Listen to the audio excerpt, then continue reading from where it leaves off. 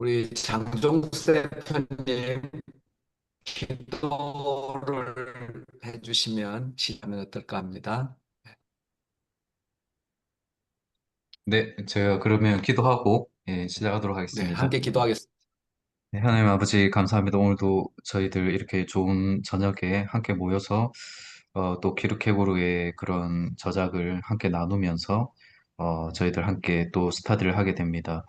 하나님, 오늘 이 자리에도 하나님께서 정말 함께하여 주옵시고 하나님께서 저희들을 인도하여 주시되 저희들 마음에 하나님께서 정말 함께 역사해 주셔서 저희들보다 더 잘 깨닫게 하시고 또 더 지혜롭게 하여 주옵시고 저희들이 신앙이 한 단계 더 자랄 수 있도록 하나님 이 스타들을 통해서 하나님께서 인도하여 주시옵소서. 감사드리며 이 모든 건 사랑 우리 주 예수 그리스도 이름으로 기도드렸습니다. 아멘. 아멘. 오늘도 발제로 수고해 주시고 홍 목사님 감사합니다. 박수로 환영합니다. 예.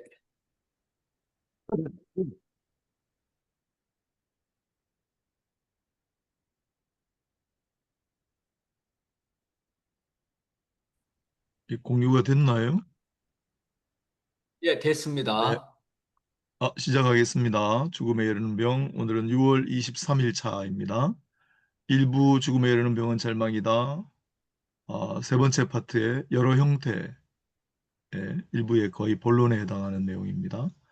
빨간색에 있는 자신이 절망하고 있음을 자각하고 있는 절망. 네, 자기가 절망하고 있다는 사실을 알고 있는 절망에 관해 그 첫 번째로 절망하여 자기 자신이려고 하지 않는 것, 나약성의 절망. 그리고 그 중에도 지상적인 어떤 것에 관한 절망을 오늘 해보도록 하겠습니다. 자신이 절망하고 있음을 자각하는 점에 설명이 조금 있고, 절망하여 자기 자신이라고 하지 않는 것 설명이 조금 있고, 지상적인 어떤 것에 관한 절망 조금 있고, 그래서 이게 대부분의 내용인데, 오늘 분량은 99페이지에서 126페이지니까 조금 상당히 많지만 전체적인 내용이 그렇게 이해하기가 어렵지 않은 잘 읽히는 그런 본문이라 조금 분량이 있어도 괜찮겠다 싶어서 요약을 했는데 단락은 거의 소개하려고 했고 문장을 나름대로 좀 축약을 했습니다. 그래서 축약본도 보시고 원래 책도 보시면은 조금 줄였구나 하는 걸 아마 아시게 될 듯합니다. 본론으로 들어가겠습니다. 자신이 절망하고 있음을 자각하고 있는 절망. 여기 파란색 글씨로 자각적인 절망이라고 번역하셨기 때문에 여기 제가 이렇게 붙여놨습니다. 자신이 절망하고 있다는 사실을 자각하고 있는 그러한 절망입니다. 자각적인 절망입니다. 자, 좀 설명이 좀 있습니다. 물론 여기서 절망의 진정한 의미가 필요하다. 자신이 절망하고 있다고 생각하는 자라도 근본적으로는 훨씬 더 자기가 생각하는 것보다 더 지독하게 절망하고 있고 더 깊은 곳에 절망이 자리한다고 말할 수도 있다. 그러니까 난 절망한다라고 생각하는 분들은 많지만 그 절망의 개념이 문제죠. 자각적인 절망은 진정한 절망의 개념과 그리고 절망과 자신의 관계가 중요하다. 절망이란 무엇인가? 나는 절망하고 있는가? 뭐 이런 얘기죠. 현실의 인생은 각양각색인지라 절망하고 있다는 사실을 전혀 모르는 경우와 반대로 완전히 자각하고 있는 양극단만으로 만족스럽지가 않다. 가운데 대부분은 몽롱한 의식 가운데 있다. 몽롱한 의식 가운데 있다. 절망하고 있다는 사실을 알고 있고 병에 걸렸음을 알면서도 어떤 병인지 정직하게 인정하려 하지 않을 때가 많다는 의미다. 그럴 수 있죠. 절망하고 있음이 분명하면서도 그렇게 된 데는 외부의 어떤 원인 때문이라고 여기고 그것만 없었다면 절망하지 않았을 거라 생각하기도 하고 기분 전환거리나 일거리, 다른 활동으로 자신의 상태를 지속하려 애쓰기도 하는데 아무리 심리학적 통찰로 그리할지라도 보다 깊은 의미에서 자신이 행하는 바가 무엇을 의미하는지 뚜렷이 자각하지 못한다는 점에서는 매일반이다. 막 잊어보려고 기분 전환을 하고 일을 해보고 다른 활동을 하고 교제를 하고 하면서 절망을 좀 피해 보려고 하는 야, 그런 내용입니다. 그러나 절망의 정도는 의식의 정도에 달려 있다. 절망에 관해 가지고 있는 관념이 진정할수록 또 자신이 절망하고 있다는 자각이 분명할수록 그만큼 절망의 정도는 강해진다. 개인적으로 붙여놨습니다. 몽롱한 상태와 비교하여 절망이 뭔지 확실히 자각하고 또 자기가 절망하고 있다는 사실도 확실히 의식하면 그만큼 절망의 정도는 강해지겠죠. 자살을 예로 든다면 제가 자살의 각주를 좀 달아놨습니다. 어제도 지난번에도 자살이 나오더니 이번에도 자살이 나오는데 키르케고르는 곧잘 자살을 언급한다. 키르케고르를 비롯한 대부분의 약자들은 자살의 개인적 이기적 측면을 다루었다면 에밀 뒤르켐은 자살은 사회현상이다를 주장하면서 자살의 사회적 이타적 측면들을 들고 나왔다. 그때까지는 자살을 다 키르케고르도 거기서 벗어날 수 없죠. 그래서 오늘 조금 요약한 부분에 보면 키르케고르가 살았던 당시의 사회적인 배경과 철학적 사상적인 배경 하에서 결국은 그 사람도 사색할 수밖에 없다는 것을 보여주는 몇 가지 예, 증거들이 있습니다. 그 중에 하나가 자살이고요. 또 하나가 여성을 바라보는 관점, 또 하나가 동물을 바라보는 관점입니다. 그 시대 인물이니까요. 그걸 뛰어넘을 수는 없겠죠. 자살도 마찬가지인데 에밀 듀르켐은 자살은 사회현상이다를 들고 나왔고 또 뒤에 인간은 사회적 영향에 따라 자살을 선택한다 해서 현대 사회학적으로 자살을 다루었기 때문에 자살에 관한 획기적인 패러다임의 전환을 에, 들고 나왔죠. 개인적으로도 키르케고르는 자살을 시도한 적이 있는 것 같다. 일기에 1836년 6월 4일 하이베르의 송별 파티에 참석 후 그는 총으로 자살을 시도한 것 같다. 이렇게 써놨어요. 나는 방금 파티에서 돌아왔다. 파티에선 내가 중심 인물이었다. 기지가 내 입에 쏟아져 나왔고 모두가 웃었고 나를 칭찬했다. 그러나 나는 자리를 떴다. 그리고 총으로 나 자신을 쏘려고 했다. 월턴 라우리의 게르케르 평전에 나오는 말이 아마 일기에도 있겠죠. 음, 약간 까미의 부조리를 읽어보는 느낌.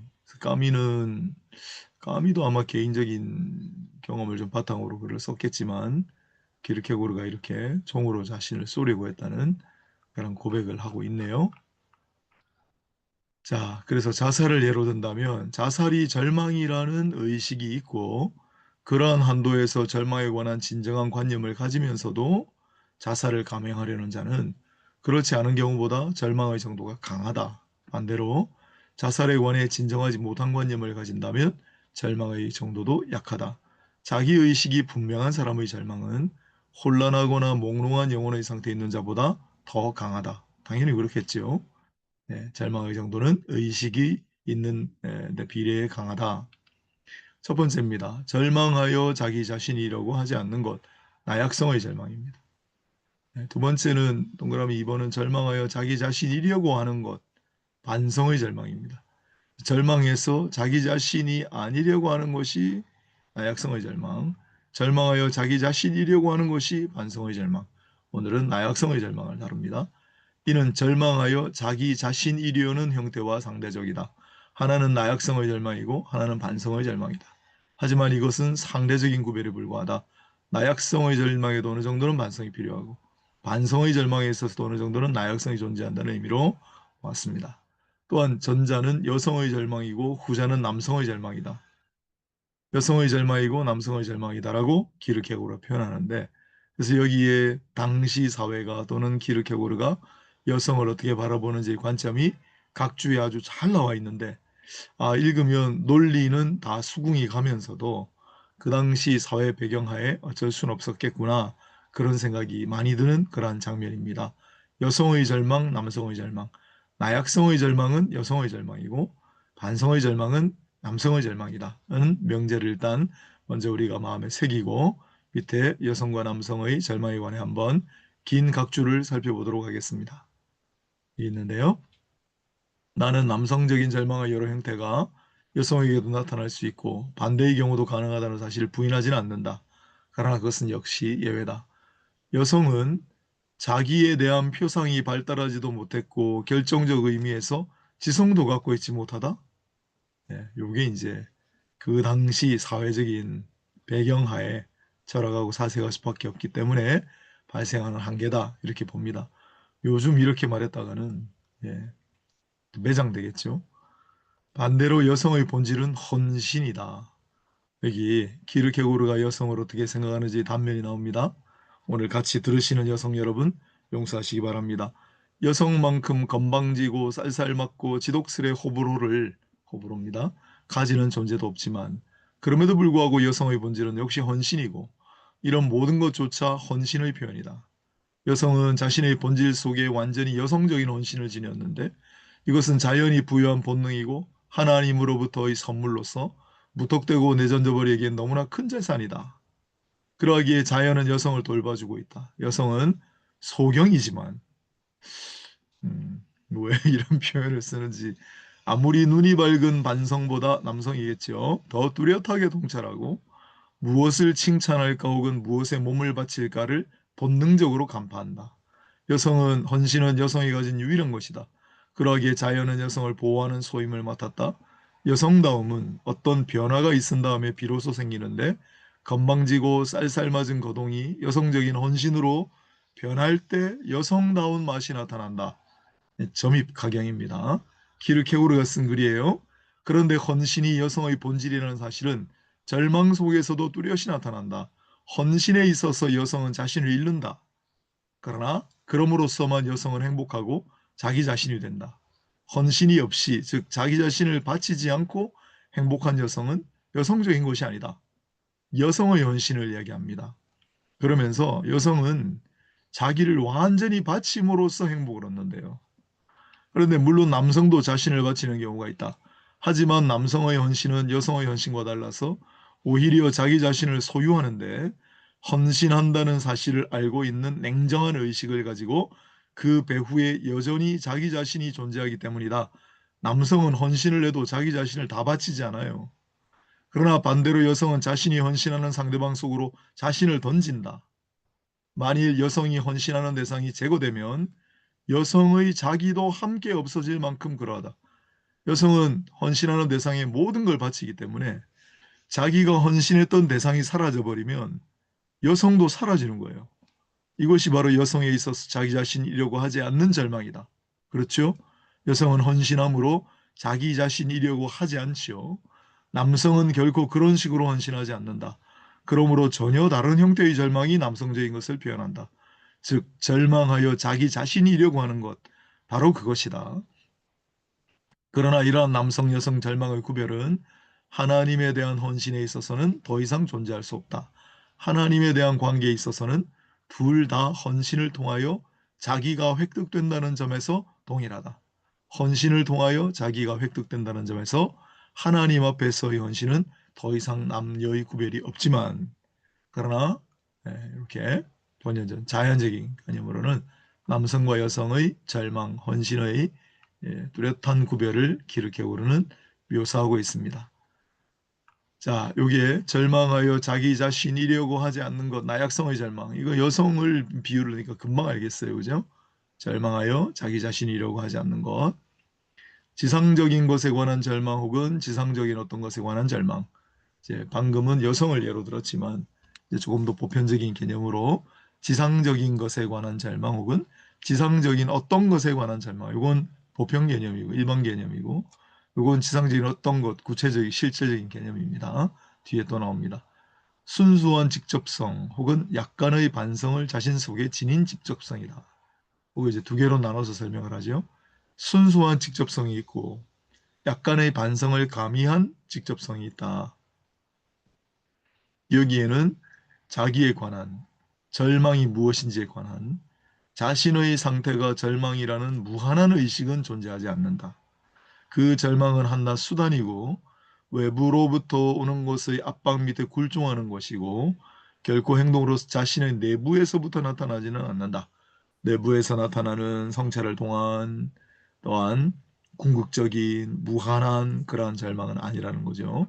직접성에서 나타나는 자기나 절망은 말의 남용이나 희롱에 불과하다. 밖에서부터 오는 무언가 때문에 절망하는 것은 그냥 내가 절망한다, 지극히 절망한다고 해도 말의 남용이나 희롱에 불과하다고 합니다. 직접성의 인간을 작은 카테고리로 다루도록 하겠습니다. 지금부터 굵은 글씨를 해놨죠. 책에도. 순전히 심령적으로 구성되어 있으며 반성이 없다는 뜻으로 보았습니다. 세속적 범위 안에서 하나의 고리에 불과하여, 이렇게 원이 있으면 원 안에 하나, 원 안에 하나의 조각을 차지하는, 고리를 차지하는 그런 상태라 인식도 욕구도 수동적이고 거대한 원이 돌아가면 자기도 돌아가는 거죠. 자신 또한 제3격의 자기에 불과해 실존적인 자기가 아니에요. 인격적인 자기가 아니에요. 쾌, 불쾌, 행복, 불행, 운명의 변증법에 놓여 있어요. 이러한 직접성의 인간은요. 자기가 쾌락, 자기가 즐겁고 자기가 즐겁지 않고 그게 제일 중요하죠. 자기가 행복하고 불행한가가 제일 중요하죠. 이런 직접적 자기에게 무언가 돌발한다. 외부에서부터요. 다른 식으로는 절망이 일어날 수 없어요. 이런 인간은 절망을 일으키는 무언가는 외부로부터 오지 않을 수 없고 그것은 그 자신이 특히 의지하는 부분을 운명의 타격으로 앗아간다. 그래서 그는 불행해진다. 뭔가 탁 유성이 날라가지고 자기를 딱 부딪혔을 때 자기가 굉장히 의지하는 부분을 딱 박탈해 가는 거죠. 부숴가는 거죠. 직접성이 자신을 재생할 수 없을 만큼 타격을 받으면 그때 그는 절망한다. 이런 직접성의 절망은 지나치게 과분한 행복이라 부르는 경우에 나타난다. 직접성이란 부서지기 쉬워서 온갖 과도한 것은 직접성이란 부서지기 쉬워서 온갖 과도한 것은 직접성을 절망으로 이끌어간다. 직접성이란 부서지기 쉬워서 온갖 과도한 것은 직접성을 절망으로 이끌어간다. 라는 표현입니다. 온갖 과도한 것은 퀴드 미니스라는 라틴어를 써놓으셨던데 이게 미니스가 성경의 문화이기 때문에 제가 자료를 좀 어차피 성경이 중요하니까요. 그래서 미니스는 문화의 역격인데 일반적으로 문화는 화폐 단위로 사용되었죠. 금 1달란트는 은 15달란트, 은 1달란트는 60문화, 3,000세겔, 6,000데나리온 드라크마에 해당합니다. 1데나리온은 하루 품삯이죠. 잘 아는 대로 16아사리온이고요. 1아사리온의 4분의 1이 고드란트, 8분의 1이 렙돈에 해당합니다. 1문화는 무게로 1kg가 좀 안 됩니다. 그래서 1문화는 1문화는 이 60하고 6천을 비교해 보면 1문화는 1000데나리온에 해당하죠. 굉장히 큰 가격이죠. 그래서 퀴드 미니스 문화가 굉장히 큰 단위이기 때문에 물론 뭐 달란트를 했으면 더 좋았겠지만 어, 직접성이란 부서지기 쉬워서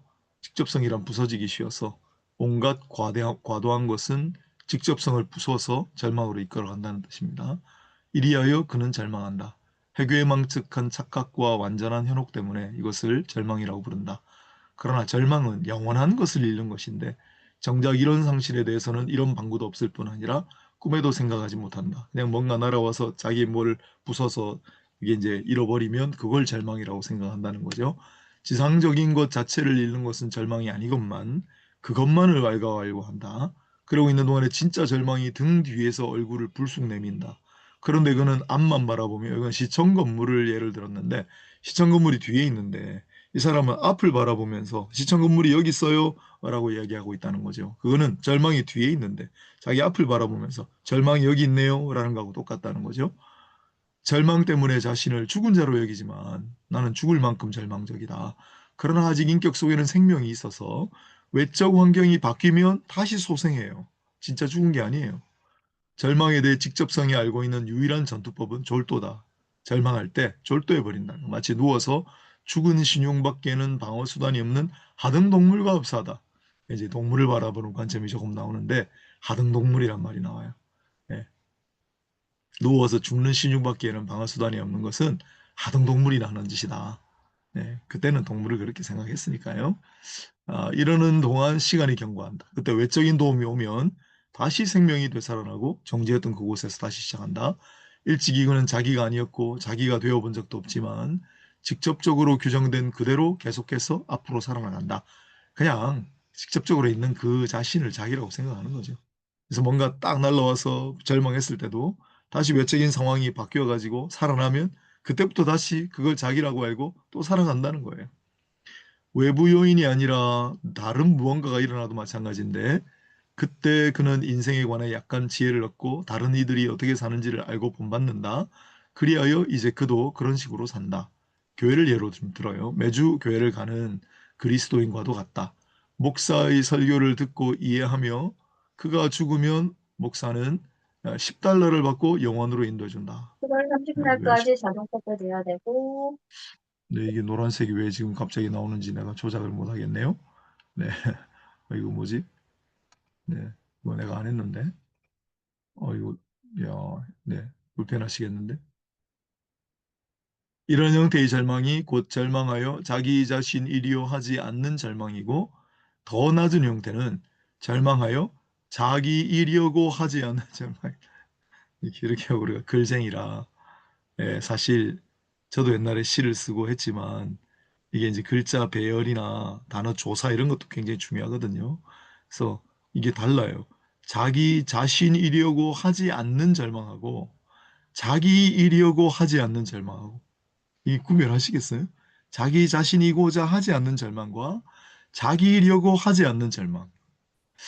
이거 설명을 안 해놔가지고 자 최하급의 절망은 그러나 절망하여 자기 자신 이외의 다른 것이 되려고 하는 다른 새로운 자기려고 하는 절망이다. 최하급의 절망은 내가 아니라 다른 뭔가가 되고자 하는 장군이 되고 싶어, 대통령이 되고 싶어 그런 걸 최하급의 절망이라고 했어요.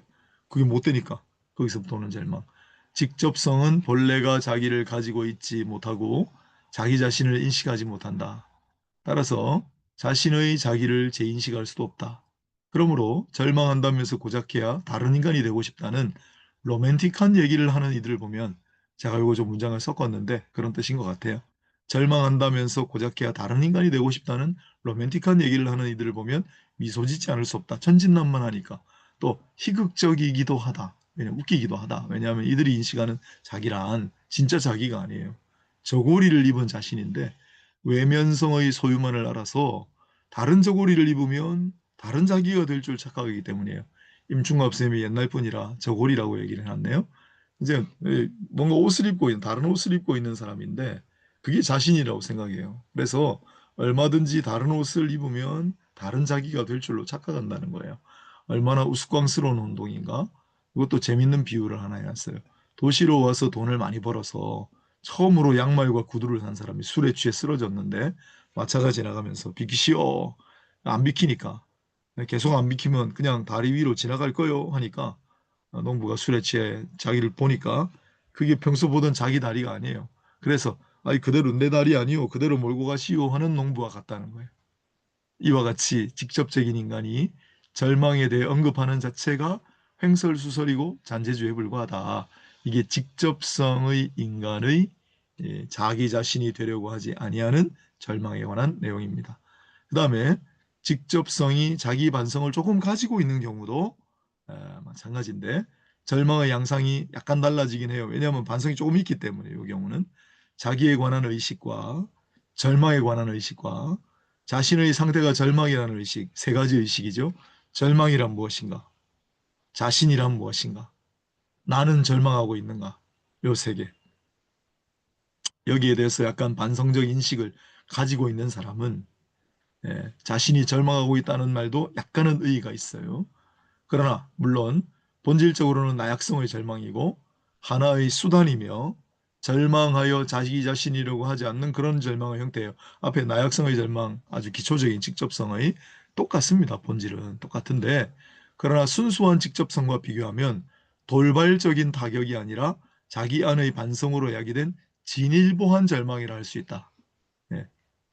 진일보한 절망이란 말을 쓸 수 있을까요? 절망이다, 절망이지 뭐. 즉 자기 자각이 있고 자기 반성이 있고 자기 행동이 있다. 그래서 어느 정도는 외적인 것과 본질적으로 다른 자기 자신에 주목한다. 자기 자신을 좀 이제 바라본다는 거예요. 하지만 그는 곧 몇몇 곤란에 직면한다. 일단 어떤 곤란이라고 번역을 하셨는데 고난이라고 하면 되지 않을까요? 부닥치면 움찔하고 물러선다. 왜냐하면 온전한 자기가 아니기 때문에요. 자기 반성보다 더한 다른 무언가나 가능성이 직접성과 절연시킬 때 그는 절망한다. 예, 자기 반성은 아직 미약하기 때문에 자기 반성은 다른 커다란 게 와가지고 탁 끊어버리면 절망한다는 거예요.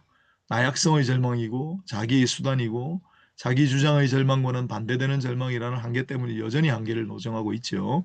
그러나 그는 상대적이나마 가지고 있는 자기 반성으로 자신을 옹호하려고 한다. 순수한 직접성과는 달리 다른 많은 것을 잃을 수는 있으나 자기를 잃지 않을 수 있는 힘이 스스로에게 있다는 사실을 인정해요. 어느 정도는 외적인 것으로부터 자신을 분리했고 그 안에 반드시 어떤 영원한 것이 있을 거라는 관념도 소유하고 있어요. 옷을 입고 있어도 그 안에 진짜 자기가 있지 않나라는 인식을 하고 있어요. 그러나 그렇게 싸워도 결국 헛수고다.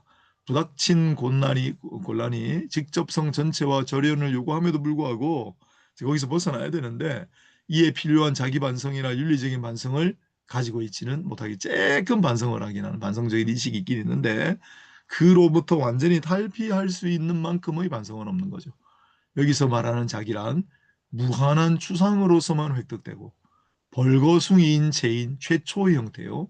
현실적인 자기에 대한 추진력이 되는 그런 본원의 자신입니다. 네, 바로 이 형태의 이 유형 형태의 이 직접성의 인간은 이러한 무한한 추상으로서만 획득되고 벌거숭이인 채로 발견되는 또 현실적인 자기에 대해 강력한 추동력이 되는 그런 본원적인 그런 자신을 갖고 있지는 않아요. 그래서 그는 결국 절망해요. 물론 여기서는 다른 사람이 되려는 따위는 하지 않고 반성 덕분에 자기의 관계를 조금 유지를 해요. 그러나 완전히 자기 자신에 대한 반성적인 인식에 머무는 건 아니에요. 뭐라고 비유를 하느냐면 키르케고르는 천재인 것 같아요. 혼자 맨날 아무것도 안 하고 일도 안 하고 혼자 계속 궁리만 하면 이런 생각이 이런 글이 나올까요? 이 약간 반성이 있는 사람을 어떻게 비유했냐면 자기 거처에 대한 관계에 흡사해요. 집에 연기가 났을 때, 연기가 막 끼었을 때 불이 났는지 뭐 됐는지 모르겠지만 잠시 집을 나가지 않겠습니까? 피신해야죠. 그러다가 고약한 상태가 지나기를 기다리며 변화가 일어나면 다시 집으로 오겠죠. 다른 집을 찾거나 하는 게 아니라. 그래서 이런 것처럼 그도 다시 자기 자신이 돼요. 그런데 이 말은 단지 그가 전에 중지한 바로 거기서부터 다시 시작한다는 요점에서는 직접성 인간하고 똑같죠. 직접성 인간은 외부에서 뭔가 팍 날아왔을 때 부딪혀가지고 깨져서 졸도안처럼 있다가 다시 소생하면 거기서부터 시작했잖아요. 여기도 마찬가지예요. 잠시 비신했다가 고약한 것이 사라지면 다시 자기로 돌아오는데 예. 그런데 다시 거기서부터 연기가 나기 시작하는 발견한 때부터 시작한다는 의미에서는 똑같아요. 아무런 변화가 없으면 다른 방법으로 자신을 구해요. 진짜 가야 할 내면의 방향이 아니라 다른 방향으로 나아가요. 활동적인 생활이나 교제를 찾지 근소하게나마 내면에 있는 자기 반성에 대해서는 극히 경계하며 대해요. 내면으로 조금은 자기 반성이 있으니까 더 깊이 거리로 가는 거는 별로 좋아하지 않아요. 배후에 숨어 있는 것, 제가 그냥 아까 연기 같은 거 다시 나타나지 않을까 두려워하다가 마침내 조금씩 망각해 버리는 데 성공하고 세월이 흐르면 또 우습게 여길 줄도 알아요. 에휴, 그때 뭐 연기 좀 난다고 내가 피했지. 이 얼마나 멋진 일인가. 이건 약간 역설적인 표현입니다. 소설 속 사람들처럼 행복한 결혼 생활도 유지하고 진취적인 사내고 아버지와 시민으로 집에서는 영감님으로 불리고 거리에서는 유명인사로 살 수도 있어요. 언뜻 보면 인격자로 보이기도 하는 그런 삶을 살아갈 수도 있습니다. 기독교에서 그는 교양 있는 그리스도인 중 한 사람이에요. 영혼 불멸의 문제가 있다고 하면 떠올라 목사에게 묻기도 하는데 사실 그에게 각별한 관심사인 것이 자기를 가지고 있지 않기 때문이에요. 진정한 자기를 가지고 있지 않기 때문에 영혼 불면 이런 데 관심이 있는 거예요. 이런 따위의 절망은 풍자를 가하지 않고서는 진실하게 표현하기 불가능하다. 웃기는 사실은 그 자신도 일찍이 절망한 일이 있다고 말하는 바로 그 점이다. 가공할 사실은 제 딴에는 절망을 극복한 셈이라 여기는 바로 그 상태가 절망이라는 점이다. 나도 한때 절망한 적 있어. 진짜 절망한 적 있어. 연기를 할 때. 그런데 이제는 극복했어. 이 자체가 얼마나 웃기고 가공할 만한 그런 사실이냐는 거죠. 세상의 탁월한 처세술이나 비망록 밑바닥에는 실로 위험이 어디에 있고 위험한 것이 무엇인지에 관한 완전한 무지각이 들어있다. 세상의 교훈집, 세상의 처세술, 이러저러하라, 뭐 이러이러하라 많이 써놨는데 진짜 위험이 어디 있고 진짜 위험한 것이 무엇인지 정말 절망은 무엇인지는 전혀 모른다는 거죠. 이거야말로 한없이 희극적인 사실이고 이런 윤리정부지야말로 가공할 사실이다. 웃기는 사실이고 또한 무서운 사실이죠. 왜? 절망을 다 극복했다고 하니까. 이거 얼마나 예, 무서운 이야기입니까? 절망인지 알지도 못하면서 지상적인 것에 관한 절망 혹은 지상적인 어떤 것에 관한 절망은 가장 보편적 전류의 절망이다. 특히 제2 형태인 적은 분량의 반성을 지닌 직접성의 절망이 그러하다. 절망이 철저하게 반성되는 정도가 증가할수록 이런 절망은 더욱 드물어진다. 철저한 반성적인 인식이 있을 때 지상적인 것에 관한 절망은 사라지겠죠. 그렇다고 해도 드물어져도 이는 대다수 사람들이 절망에 있어서마저도 새삼스레 심각해지지 않는다는 증거일 뿐이지 결코 그들이 절망하지 않고 있다는 증거가 되지는 못한다. 절망이 드물어져도 그러나 그 사실을 가지고 절대 절망하지 않고 있다라고 말할 수는 없다. 약간이나마 정신의 규정 밑에 생활하고 있는 인간이란 극히 드물다. 시도하는 인간도 많지 않을 뿐더러 시도하는 사람들조차 곧 떠나고 만다. 두려워하는 일도 당위가 무엇인지도 배운 적이 없기 때문이다. 어떤 일이 일어나도 무관심할 뿐이다. 그러므로 그들 자신에게 이미 모순으로 생각되는 것에 관해 견딜 수가 없다. 자기 영혼을 위해 근심한다거나 정신이기를 원하는 따위 등은 용납할 수 없는 시간의 낭비이기 때문에 법적 처벌의 대상 혹은 인류에 대한 배반 혹은 미친 짓으로 경멸과 조롱의 벌을 받아 마땅하다고 생각한다. 내면으로 들어가서 깊이 반성하고 그런 거를 별로 안 좋아하고 심지어는 이거 뭐 벌 받아야 하는 걸로 생각한대요. 그러나 이런 생활 속에서도 내면으로 방향을 취하는 순간이 있지요. 제1난관 거의 가까이 나아가지요. 절호의 기회가 온 거죠. 성찰의 기회. 그러나 결국 비껴서고 말아요. 대신 아무런 위안도 없는 황야, 광야로 이끌어가요. 그리고 주위에는 아름답고 푸른 목장이 있다. 아마 괴테 파우스트에서 인용한 글인데 제가 볼 때 괴테는 시편 23편 2절에서 인용한 가능성이 많습니다. 가장 좋은 시기는 절호의 찬스, 자기 내면으로 들어갈 수 있는 반성적 인식으로 깊이 들어갈 수 있는 근데 그걸 놓쳐버린 거죠. 소꿉놀이처럼 잊어버리고 말아요. 이런 그들은 동시에 그리스도인이기도 하고 구원에 관하여는 목사로부터 보증을 받고 있는 사람들도 그렇게 한다는 거예요. 이런 절망은 가장 보편적이어서 사람들은 절망이란 여기서부터 노인과 청년에 대한 이야기를 하는데 긴데 그냥 간단하게 요약을 할게요. 읽으시면 충분히 이해할 수 있어요. 보통 사람들이 뭐라고 얘기하냐면 절망은 나이 먹은 분별 있는 노인이 아니라 청년들만 하는 거라는 거예요. 이건 절망적인 오류 오해라는 거죠. 왜냐하면 자기 반성이 깃들인 이 절망은 오히려 나이가 들면 더 못한다는 거예요. 오히려 다 자란 어른 주제에 청년들이 무색할 정도로 어린애 같은 환상을 지닌 사람들이 있어요. 물론 환상에는 희망의 환상과 추억의 환상이 있어요. 젊은이들은 희망의 환상을 주로 하고 나이 드신 분들은 추억의 환상을 주로 해요. 그래서 청년은 환상 속의 인생과 자기 자신에 관한 엉뚱한 것을 희망해요. 노인은 자기의 청춘을 추억하는 동안 환상에 사로잡혀요.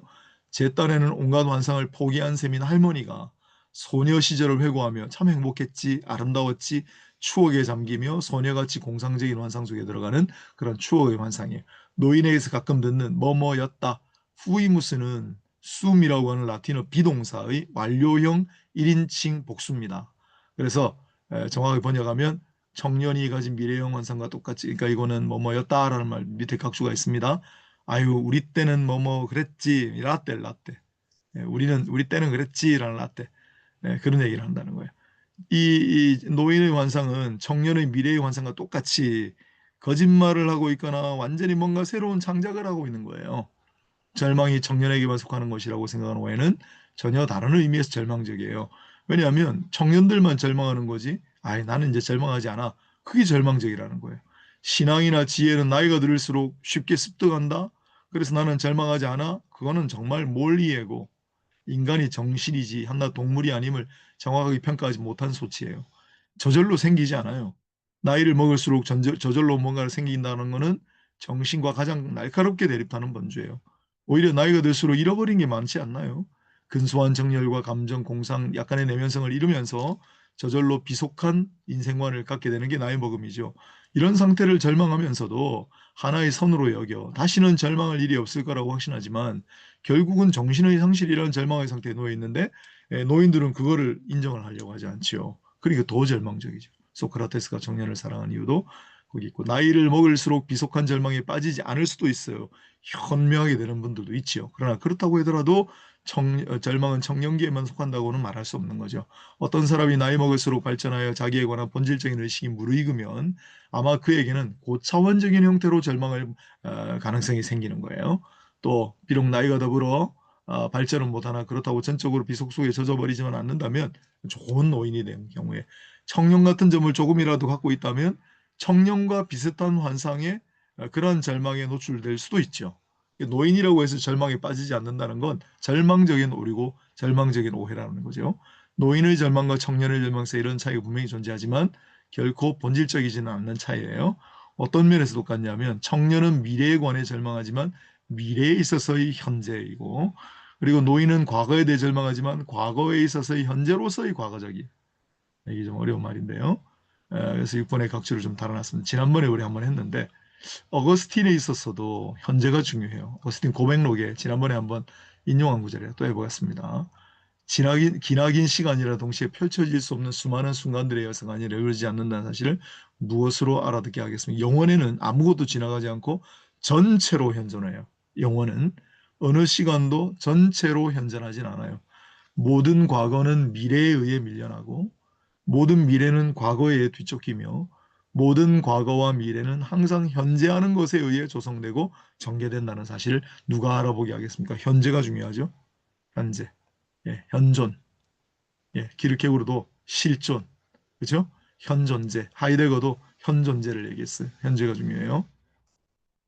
청년은 미래에 관해 절망해요. 특히 취직과 결혼과 주택 등 문제가 산적한 지금 이 시대는 더 그러하겠죠.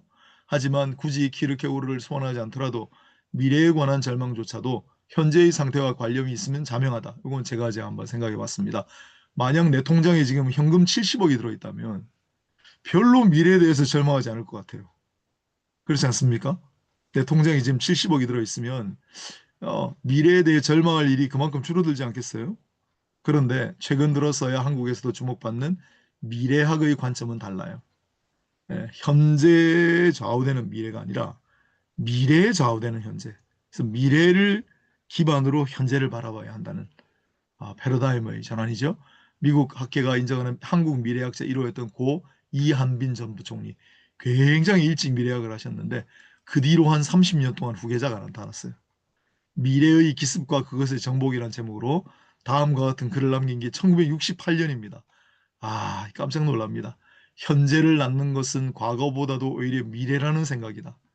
미래를 외면해온 역사의 귀결은 반복되는 미래로부터의 기습이었다. 개화기의 우리 조상들의 행적을 보라. 지나치게 과거에 얽매여 현재를 살아가다가 미래의 기습을 당한 그 참상의 대가를 오늘날까지 치러오지 않았던가? 이분의 주장은 미래를 바라보고 그 미래를 토대로 현재를 해석하고 현재를 평가하고 현재를 디자인해야 된다는 거예요. 네, 그런 의미에서 이런 미래에 있어서의 현재, 과거에 있어서의 현재, 어거스틴에서 키르케고르까지는 여전히 현재가 중요합니다. 아무리 절망해도 정신 생명이 밑바닥에서부터 터져나오는 그런 결단의 절망은 할 수가 없어요. 근본적인 절망이죠. 대신 그 자리에 정지한 채로 시간만 경과해요. 아까처럼 망각의 도움을 받아 잊어먹고 그래서 요행이 쾌차하여 후회는 좀 하겠지만, 그러나 자기 자신이 치료자가 되어서 그것을 단절시키지 않는 한 그러한 상태는 영원히 그대로 있어요. 하지만 이런 청년의 절망과 노인의 절망은 본질적으로 동일하다고 그랬죠. 자기 속에 있는 영원한 것에 관한 의식이 터져나오는, 따라서 절망을 한층 고차원적인 형태로 강도를 높이는 그러한 단계로 올라가서 또 그래서 질적인 도약을 이끌어서 신앙으로 이끌어가는 양자택일의 싸움이 시작되는 메타모르포제까지는 결코 도달하지 못한다. 메타모르포제는 변이 또는 편태, 알을 깨고 나오거나 누에 고치를 깨고 나오는 거 있죠.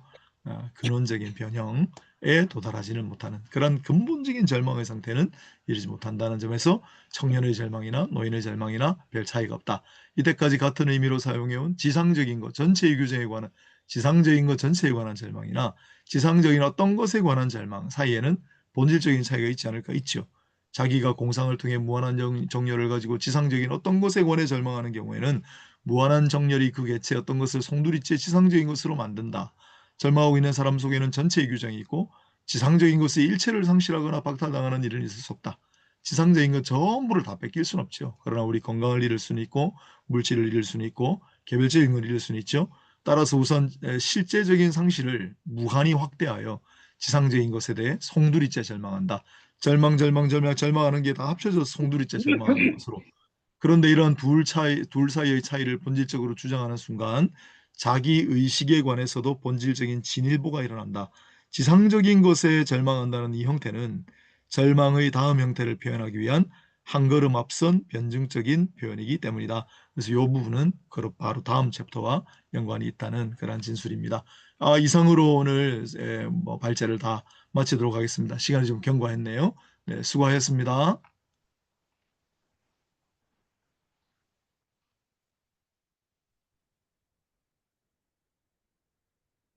수고하셨습니다.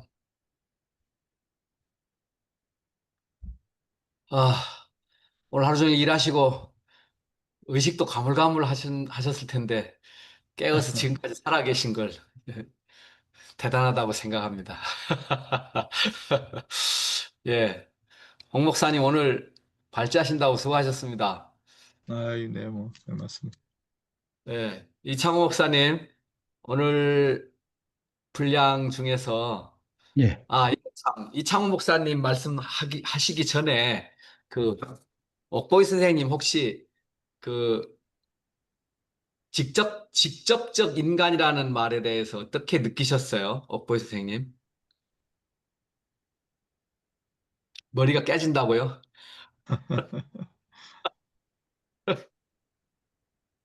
정말 안 쓰는 단어 아닙니까? 우리가 어떤 인간을 표현할 때 직접적 인간이라는 단어를 저는 처음 그 키르케고어가 쓰지 않았나 싶은데 이창호 목사님 혹시 우리가 직접적 인간을 맥락 속에서 약간 서술해서 표현한다면 어떤 인간을 직접적 인간이라고 말하고 어, 그 직접적 인간을 키르케고어가 설명하는 거는 무슨 얘기인지 한번 좀 설명해 주실 수 있겠습니까? 예, 저희들은 그 단어에 대해서 익숙하진 않겠으나, 철학하시는 분들은 가장 익숙한 용어 중에 하나가 직접성입니다. 직접성이라는 용어는 킬케고가 개발한 용어가 아니고, 해겔 철학에서 가장 많이 등장하는 용어가 직접성, 즉자성, 즉자, 대자, 이런 용어들이 다 여기에 해당되는 용어들이거든요. 이거는 다른 말로 말씀을 드리면, 꼬마애를 생각해 보시면 가장 잘 이해가 되실 거라고 생각을 합니다. 꼬마애들은 절망해서 자살하는 경우가 없다고 이제 보시면 될 것 같아요. 근데 이 경우는 왜 그러냐? 직접성으로서 인간은 자기 반성이 들어오지 않습니다.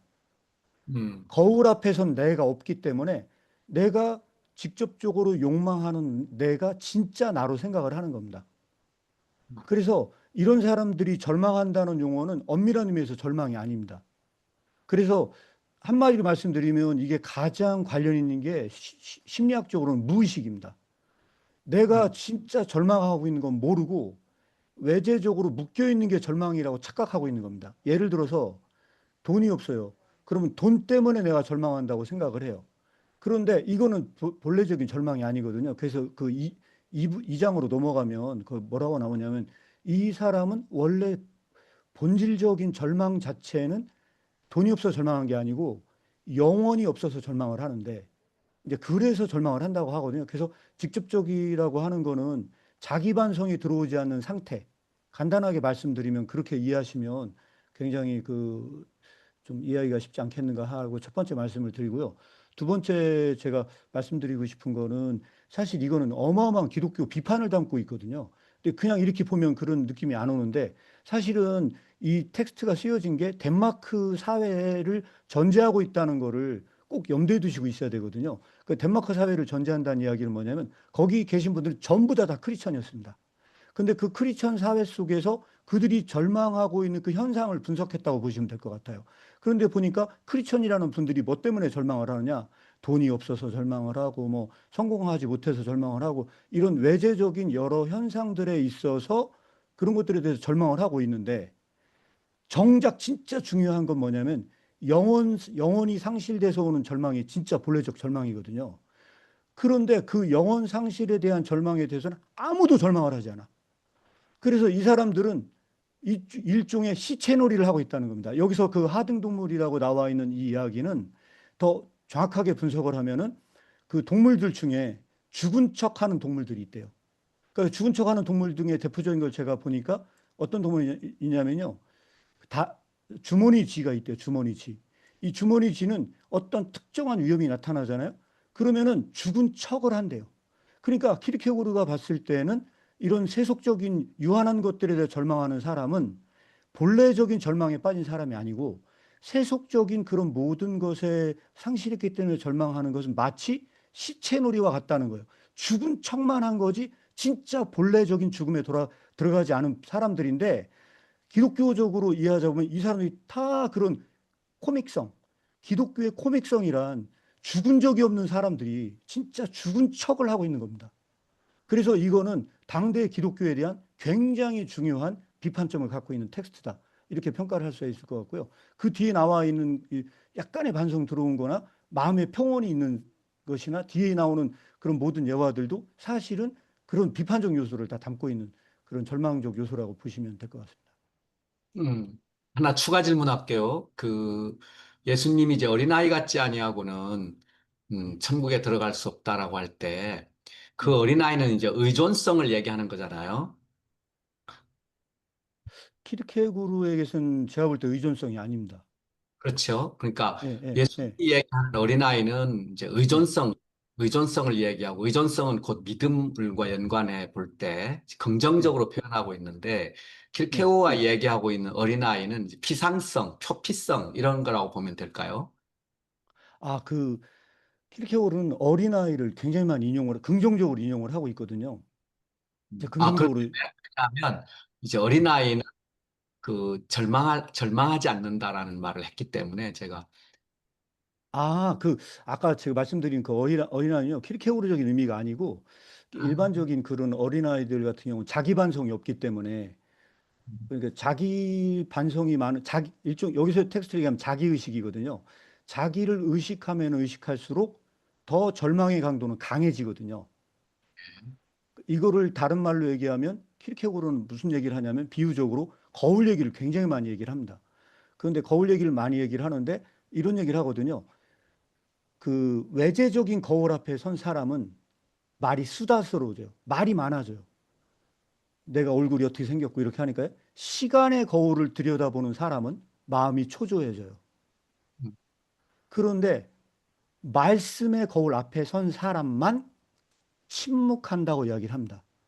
그럼 여기서 킬케오라 말하는 진짜 자기 반성은 언제 들어오느냐?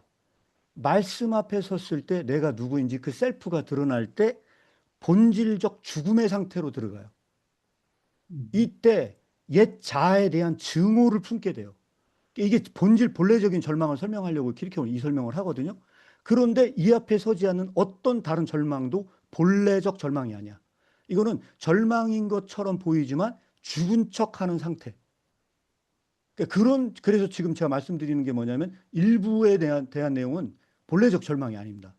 일부는 2부의 그 본래적 절망을 설명하기 위한 일종의 예비적 단계의 현상 분석이라고 보시면 될 것 같습니다. 여기서 네. 키르케고르가 일부에서 분석하고 있는 뭐 어떤 절망도 이게 기독교적인 의미에서는 진짜 절망이 아닙니다. 예, 감사합니다. 예, 이제 제가 그 단어에 대한 좀 이해를 얻기 위해 질문을 했었고요. 또 느낀 점이나 뭐 질문도 좋고요. 뭐또 본인이 읽으면서 생각한 거를 얘기하는 시간이어도 좋겠습니다. 우리 장종수 대표님 혹시 예, 오늘 뭐 공부하시면서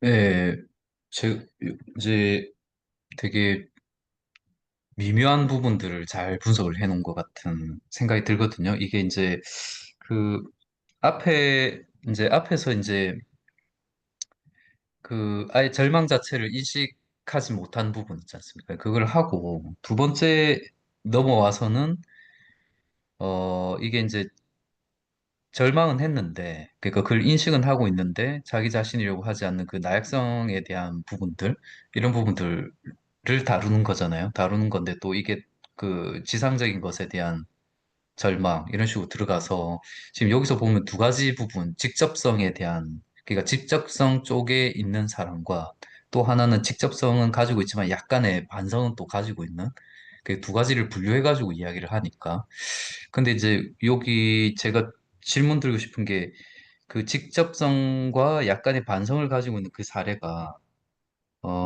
사실 가장 보편적인 절망이다 이런 이야기가 여기 나오던데 그러면 킬케고르가 봤을 때는 이 직접성을 가지고 있고 약간의 반성을 가지고 있는 이 형태의 절망의 이 형태가 사실은 그러니까 어떤 의미에서 보면 이 나약성의 절망이라고 하는 이 형태가 가장 보편적으로 가장 많이 나타난다 이렇게 보고 있는 걸까요? 킬케고르가 생각할 때는. 글쎄요, 제 개인적인 의견으로 말씀드리면, 저도 뭐 더 봐야 되겠지만, 아마 그 대다수의 그 절망의 보편성이라고 하는 건 절망하는 나를 모르고 있는 상태에서 모든 사람 다 절망 중에 있다. 그러니까 키르케고르가 분석할 때는 절망하지 않은 사람 하나도 없다. 다 모든 사람은 절망 가운데 있는데 그 중에 대다수의 사람들은 절망하는 나를 모르는 상태에서 절망하고 있는 사람으로 본다면 이 텍스트는 그 분석에서는 가장 많은 상태의 절망적인 것으로 보여지고요. 이게 기독교 사회 속에서 크리스텐덤에서 진짜 크리스천이 아니면서 크리스천인 척하는 부류의 사람들. 그래서 그 일기에서 그런 말을 하거든요. 일기 제목이 그겁니다. 기독교는 있는데 크리스천은 없다. 왜 그러면 기독교는 있는데 크리스천이 없느냐? 이 부류의 사람들이 전부 다 엄밀한 의미에서 얘기하면 자기가 크리스천이라는 무늬만 옷을 입고 있습니다. 그래서 여기서 얘기하고 있는 그 변모, 여기 트랜스포머시스라는 이 단어가 있거든요. 이 변모는 완전한 존재론적 변화인데 이런 그 절망 속에 있는 사람들은 그런 존재의 변화까지 절대 오지 않거든요. 그래서 그때 나눴던 마음의 청결로 얘기하자면 이 존재론적인 옷을 갈아입어야 되는데 회개와 후회 운동을 통해서 갈아입어야 되는데 이 사람들은 거기까지 절대 가지 않습니다.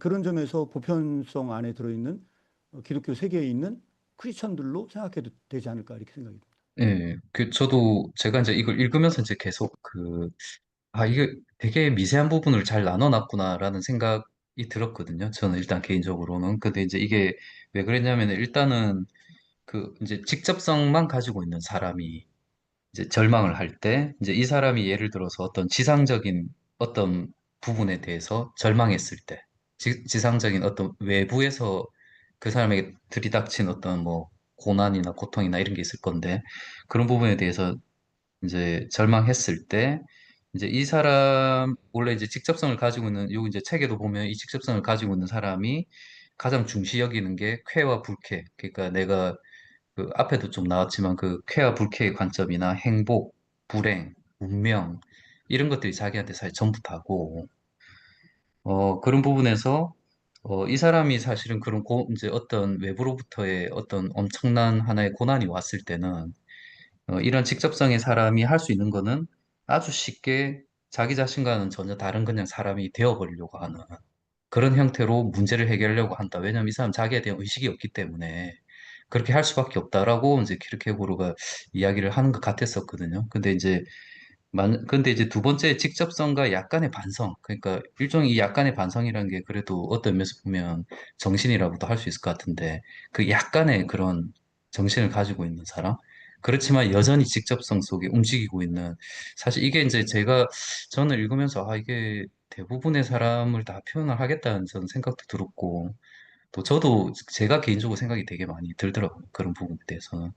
근데 이제 그런 직접성과 약간의 반성을 가지고 있는 사람들은 기본적으로 이제 그 이렇게 아까 앞에 직접성의 사람인 것처럼 이렇게 아주 쉽게 그냥 다른 사람이 그냥 돼버리는 자기 자신이 아닌 다른 사람이 돼버리는 형태로 가는 게 아니라 이제 일종의 이제 약간의 그런 줄타기 같은 그런 거 있잖아요. 그런 것들을 계속 하게 되는 것 같다라는 거였거든요. 그러니까 자기 나름대로 내면적으로 나가려고 했는데 실제 뚜껑을 열어놓고 보니까 자기가 감당할 수가 없기 때문에 사실 덮고 어떤 의미에서 보면 그 안에서 자기를 계속 정당화하면서 어, 실제로는 현실적으로는 계속 살아가면서 그 일을 망각해가고 그런 과정 있잖아요. 그렇게 쭉 걸어가서 나중에 노인이 됐을 때는 아, 내가 옛날에 그렇게 절망한 적이 있었고, 나는 그걸 다 졸업했고, 라고 하는 식으로 이야기하지만, 과거에 대해서는 마치 그걸 추억하면서 사실 은밀한 기대를 가지고 그 과거에서 절대 벗어나지 못하는 형태로 살아가고 있는 그런 형태의 모습들 있잖아요. 그런 것들을 쭉 그려내는 것 같아가지고, 그러니까 결코 내면으로 방향을 확 취하지는 못하고, 그게 너무 두렵고 무서우니까, 이제 어떤 면에서 보면 계속 정당화 시키면서 자기가 현실적으로는 그냥 꽤 훌륭한 그리스도인으로 살아가는 그런 사람들, 예, 그런 걸 이야기하지 않았냐는 생각이 들더라고요. 그래서 아까 목사님 말씀하신 대로 이게 대부분의 그리스도인들 이야기하는 것 같고, 이 부분은 사실 너무 날카로워가지고, 사실 읽을 때 아주 좀 많은 생각이 들더라고요. 읽으면서도. 그래서, 예, 그랬습니다. 예. 네. 그, 예, 저는 그 약간의 그 반성이 있는 게 뭐처럼 느껴졌냐면 그 노인의 지혜 음, 그런 느낌이었거든요. 그러니까 어떤 노인이 그 높은 위치에서 젊은이의 환상을 내려다보며 조롱하는 형태로 이야기를 합니다. 옛날에 나도 그랬었어. 옛날에 나 그런 다 옛날에 있었던 거야. 그러니까 이제 그런 식의 약간 훈수를 두는 듯한 느낌으로 있지만 그 노인조차도 역시 그 절망 속에 있다. 노인도 자기 삶의 앞에 어떤 과제가 놓여 있음에도 불구하고 마치 그 과제가 면제된 듯한 발언을 해요. 그래서 마치 인생을 졸업한 듯한 이야기. 이렇게 하는 그런 노인의 지혜는 이 기독교가 아니다. 이 사람도 역시 일종의 노인이 말하는 건 자기 반성이 있는 것처럼 느껴지거든요. 자기를 돌아보면서 나도 옛날에 그랬었지. 라고 말하는 것처럼 보여지는 건 약간의 자기 반성이 있는 것처럼 보여. 아니, 그런데도 불구하고 그것은 여전히 아직도 절망 속에 있는 거야. 그 이제 그런 느낌으로 저는 받아들여졌고요. 아까 그 홍석진 목사님이 말씀하셨던 그 집과 연기 얘기는요. 아, 진짜 가장 탁월하다. 집 속에 나왔다가 다시 그 집에 다시 또 들어가거든요. 그래서 그 자주 표현했던 게 생각이 납니다. 뭐냐면 귀신이 집을 청소하고 쫓아내고 집을 청소하고 났더니 일곱 귀신을 데리고 들어왔던 것처럼 똑같은 상태의 그것은 일종의 절망이야. 다시 그 집에 들어간다는 건 새로운 형태의 또 다른 절망을 안고 들어가는 거거든요.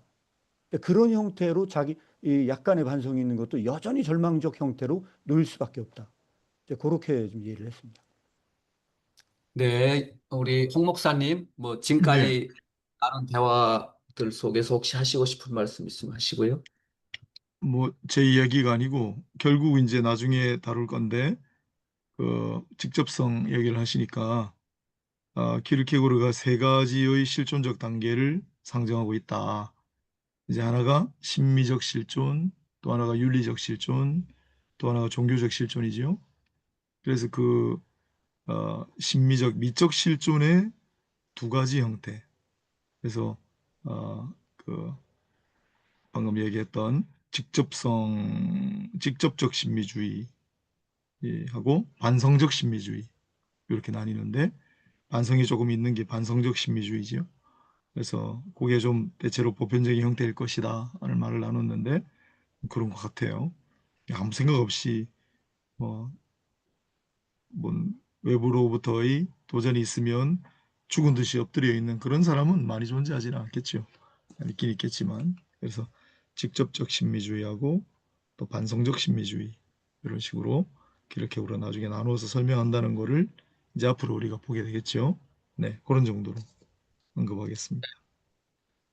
바울이 이제 로마서에 보면 자기를 이제 곤고한 자라라고 얘기를 하면서 이 사망의 몸에서 누가 나를 건져낼꼬라고 하는 그 사망의 몸을 객관적으로 성령의 조명과 계시의 말씀을 통해서 자기가 사망의 몸이라는 것을 지속적으로 또는 링반대롱하지 않고 링반대롱이라는 게 이제 모래 사막을 나침판 없이 걸으면 자기는 열심히 걸어갔는데 나중에 자기 자리에 와 있는 환상보행이라고 할 수 있겠죠.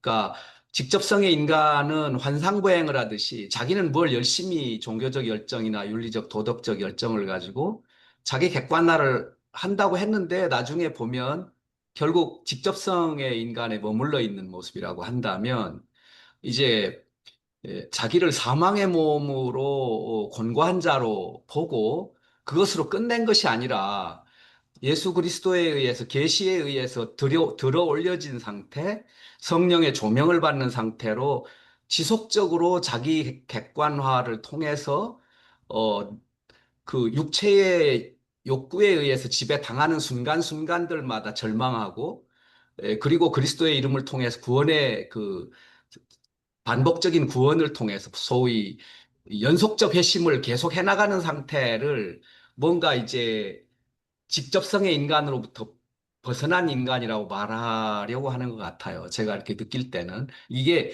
그 철학 용어라는 것이 이 철학 용어와 용어의 연쇄작용을 통해서 계속 하다 보면 이게 신앙과 별개의 문제인 것처럼 이렇게 그 다음에 이제 자기 조롱을 할 수도 있을 것 같아요.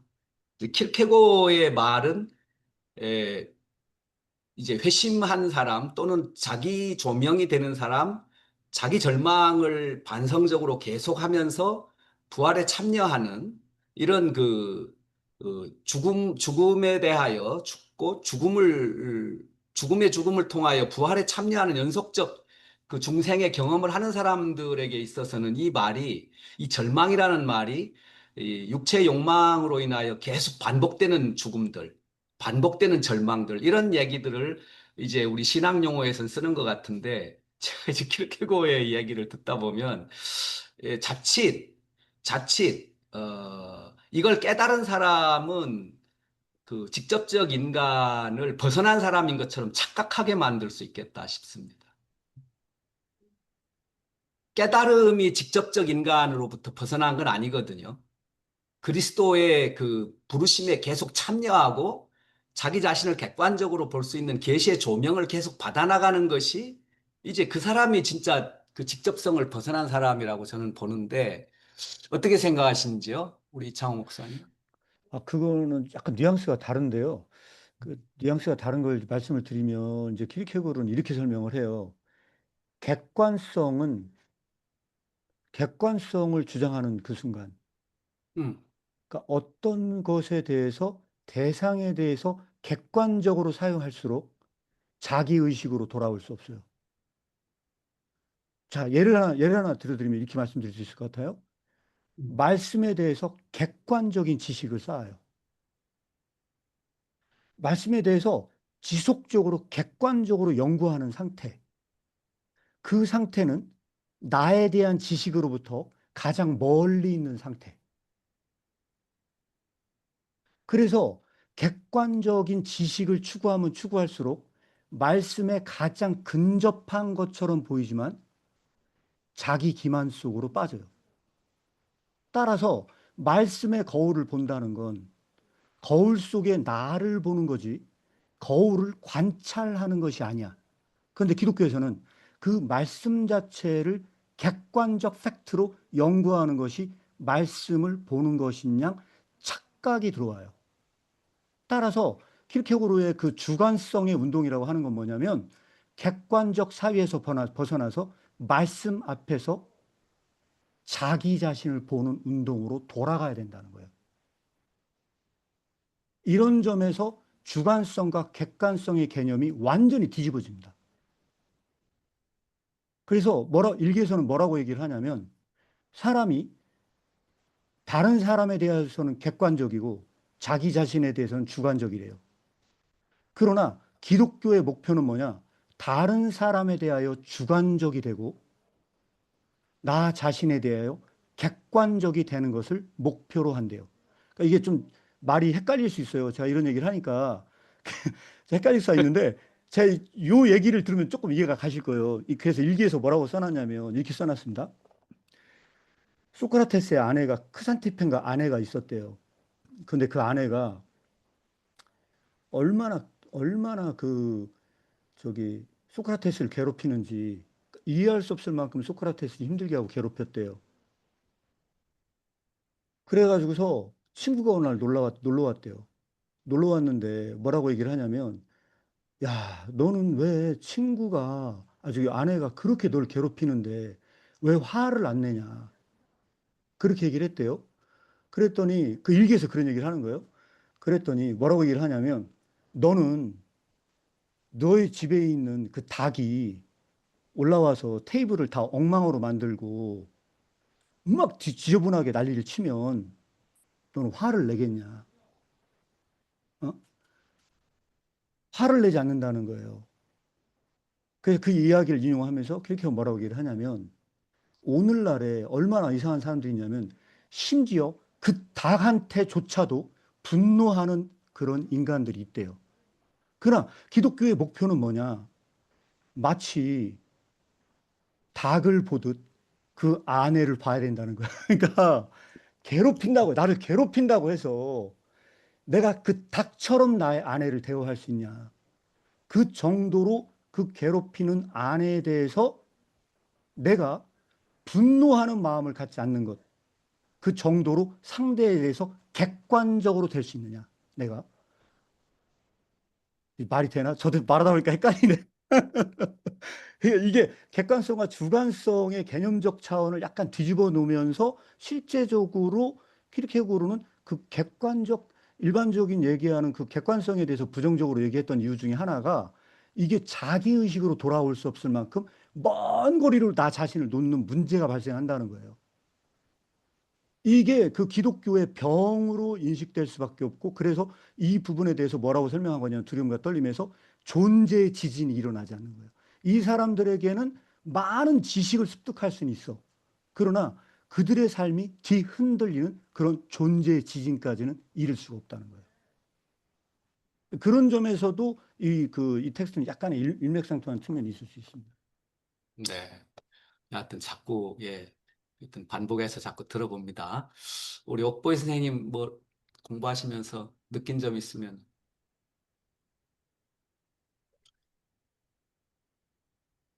너무 어렵습니다.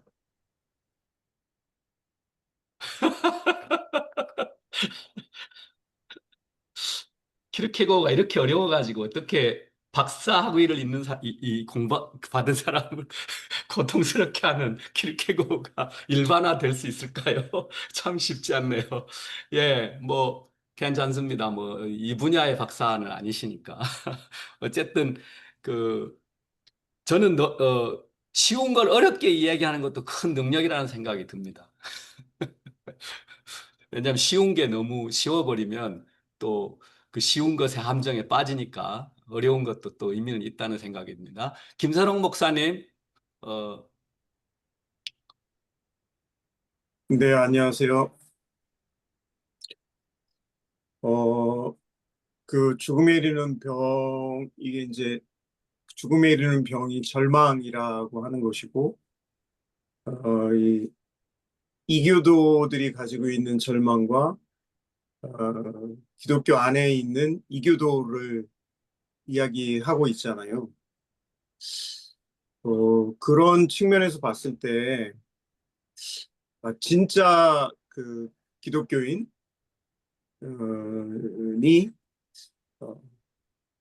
어떻게 가능할까라는 생각을 하면서 한편으로 아까 이제 그 이창호 목사님이 그 설명하시면서 우리가 이제 그 성경을 공부를 하는 것이 예, 이게 이제 말하자면은 한편으로 따지면은 그 반쪽밖에 안 되는 그런 것일 수 있다. 한편으로 이제 어, 그 영적인 그런 부분으로 그 침묵으로 들어가는 그런 기도의 단계도 분명히 중요한데 오늘날 기독교가 상당히 그런 부분들을 잊어버리고 있지는 않은가라는 생각을 하게 되었고요. 또 한 가지는 이제 그 성령님이 오시면 그 성령님은 이제 어, 1단계로 우리를 죽이는 영이다.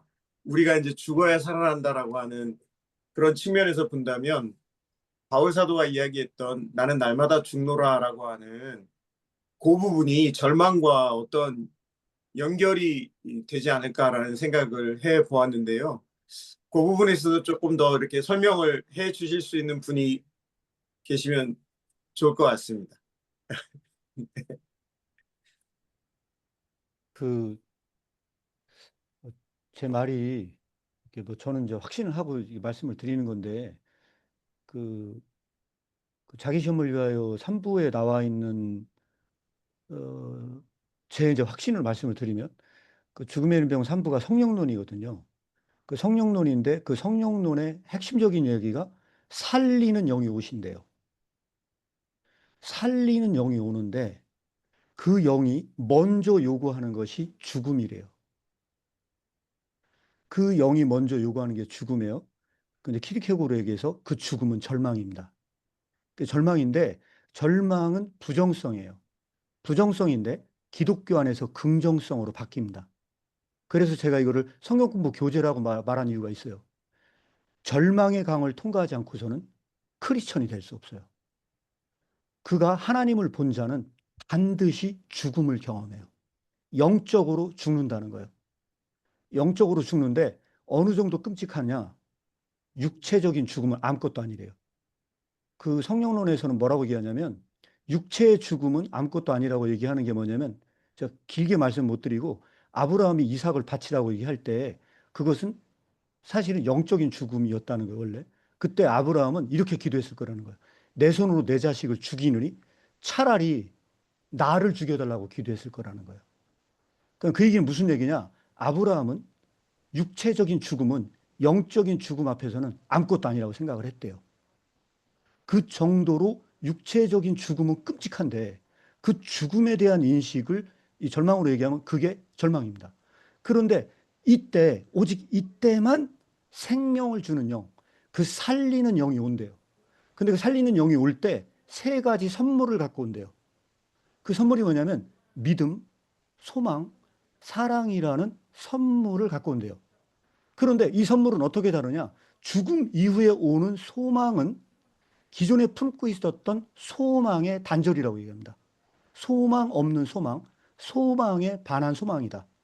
그래서 여기서 얘기하는 그 약간의 반성이 들어온 사람들이 일종의 환상적 소망을 품거든요. 이 기독교적인 소망이 아닙니다.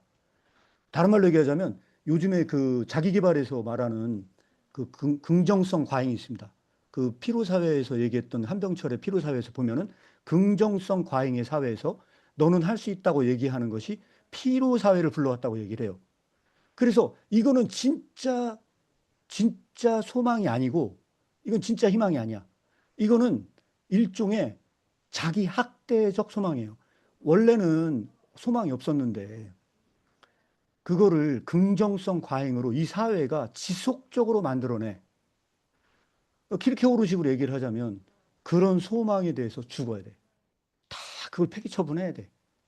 오직 그때만 성령님은 생명을 주는 영이 오셔서 새로운 산 소망을 가져다 준다고 얘기를 하거든요.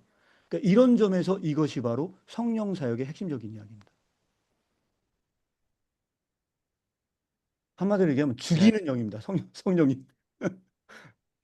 김선욱 목사님 어떻게 날마다 죽노라가 바로 그 죽이는 영에게 죽임당하는 것 그렇게 이해하시면 될 것 같습니까? 네, 사는 것하고 죽는 것하고 이게 참 또 변증법으로 또 연결이 되고 발전이 되고 하네요. 예, 지금까지 얘기를 우리 홍석진 목사님, 예, 또 한번 정리하고 넘어가실까요? 아까 그 옥보이 위원께서 너무 어렵다고 하셔가지고 예, 마음이 좀 상당히 가는데 저는 이런 생각을 좀 해봤어요. 이게 오늘 청년 절망이 나오잖아요. 이게 실제로 사실 우리 사회의 가장 심각한 문제 중에 하나잖아요. 저는 뭐 설교자고 또 뭐 다음 세대 이런 메시지를 또 많이 준비해서 전하기 때문에 이런저런 자료를 많이 뒤지는데 특히 20, 30대 청년들은 대한민국을 망한 민국이라고 불러요. 예, 본인들한테는 희망이 없다는 거예요. 온통 절망이 그들을 감싸고 있는 거죠. 그러면 우리가 뭐 기르케고를 이야기하고 하지만 그렇게 깊은 절망 속에 있는 청년들 혹은 많은 절망에 빠진 사람들에게 무슨 메시지를 전할 수 있을까? 기르케고를 읽으면서 오늘 또 특히 이 절망 부분이 나왔는데 이런 얘기를 하나 해드리고 싶습니다. 읽은 글인데 니체에게 어느 날 어떤 사람이 덴마크의 키르케고르라는 사람이 당신하고 똑같은 얘기를 한다. 혹시 들어본 적이 있냐니까 들어본 적이 없대요. 이게 덴마크어로 썼기 때문에 니체 전집이 어느 정도 통용되는 언어로 출간된 게 한 1909년쯤이라고 그러네요. 니체는 1900년에 죽었고 들어본 적이 없다. 그래서 그럼 내가 한 권 갖다 줄게 했는데 기다리지 못하고 정신병원에 가서 결국은 못 읽었대요. 니체하고 키르케고르의 공통점이 뭐냐? 절망과 관련해. 제가 좀 아는 한에서 하나 말씀을 드리면 니체는 이렇게 얘기해요. 당신 인생에 단 한 번만이라도 좋으니 극도로 절망해보라. 예, 절망해봐야 된다고 얘기를 해요. 그러면서 절망 혹은 극도의 고통, 그것은 정신의 마지막 해방이고 마지막 승리를 가져다주는 출구다. 라고 얘기를 해요. 그러면서 절망합니다. 우리 고통스럽습니다 하잖아요. 그 절망하고 있는 사람들에게 필요한 것은 더 이상 고통을 견디라 위로가 아니래요. 더 이상 위로는 필요 없대요. 그 절망을 통해서 변화하고 변화는 상승이고 그게 이제 초월이 나와요. 그래서 키르케고르의 입장은 한마디로 말하면 극도의 고통, 절망을 통해 초인으로 거듭나라는 거예요. 그런 의미에서 절망하라는 거죠. 그래서 반론은 그 이제 극도의 절망을 해서 그게 막 자기를 변화를 일으키고 상승하고 초월하고 초인이 되는 사람은 있겠지만은 대부분은 자살한다. 이걸 어떻게 할 거냐? 아까 성령 이야기 하셨는데 그러나 그러한 궁극적인 변화, 상승, 초월이 절망만 있는 건 아니, 그런 고통, 극심한 고통만 있는 건 아니잖아요. 또 니체식의 절망 사고만 있는 건 아니죠. 그래서 키르케고르, 또 기독교의 절망은 키르케고르도 궁극적으로는 절망하라는 얘기잖아요. 이게 궁극적인 본질적인 절망에 이르지 않고는 어, 우리의 실존으로 신에 도달할 수 없는 거니까. 그래서 두 사람이 똑같이 절망하라는 거는 같은데 이제 그 뒤에 단계의 해결책이라든지 그런 건 차이가 있지만 그래서 우리 청년들에게 던지는 메시지라면 내가 절망하고 있다는 상태가 그렇게 절망적인 상태는 아니다. 예. 왜냐하면 니체는 절망을 통해 새롭게 변화가 일어나고 기존에 가지고 있던 자기 자신에 대한 생각, 자기가 의지하고 있던 걸 다 내려놓고 새롭게 도약을 꿈꿀 수 있기 때문에 또 키르케고르식으로 말하면 절망은 절망할수록 궁극적인 본질에 도달하고 결국은 거기서 우리는 자유를 누린다. 해방을 맞이할 수 있다니까 절망한다는 자체를 너무 절망으로 생각하지 말라는 그런 얘기를 해줄 수는 있지 않을까. 우리가 그 절망하고 있는 사회 구조, 절망의 이 원인들을 제거할 수는 없잖아요. 뭐 이제 결혼, 출산, 뭐 직장, 또뭐 주택 문제를 우리 어떻게 그걸 해소를 하겠습니까? 하지만 그 절망적인 상황에서 그 절망을 대하는 마음가짐 정도는 그래서 지난번에 강용수 교수님이 쓴 책이 대박이 난 이유가 그 책 제목이 이래요. 불안의 끝에서는 쇼펜하우어를, 절망의 끝에서는 니체를.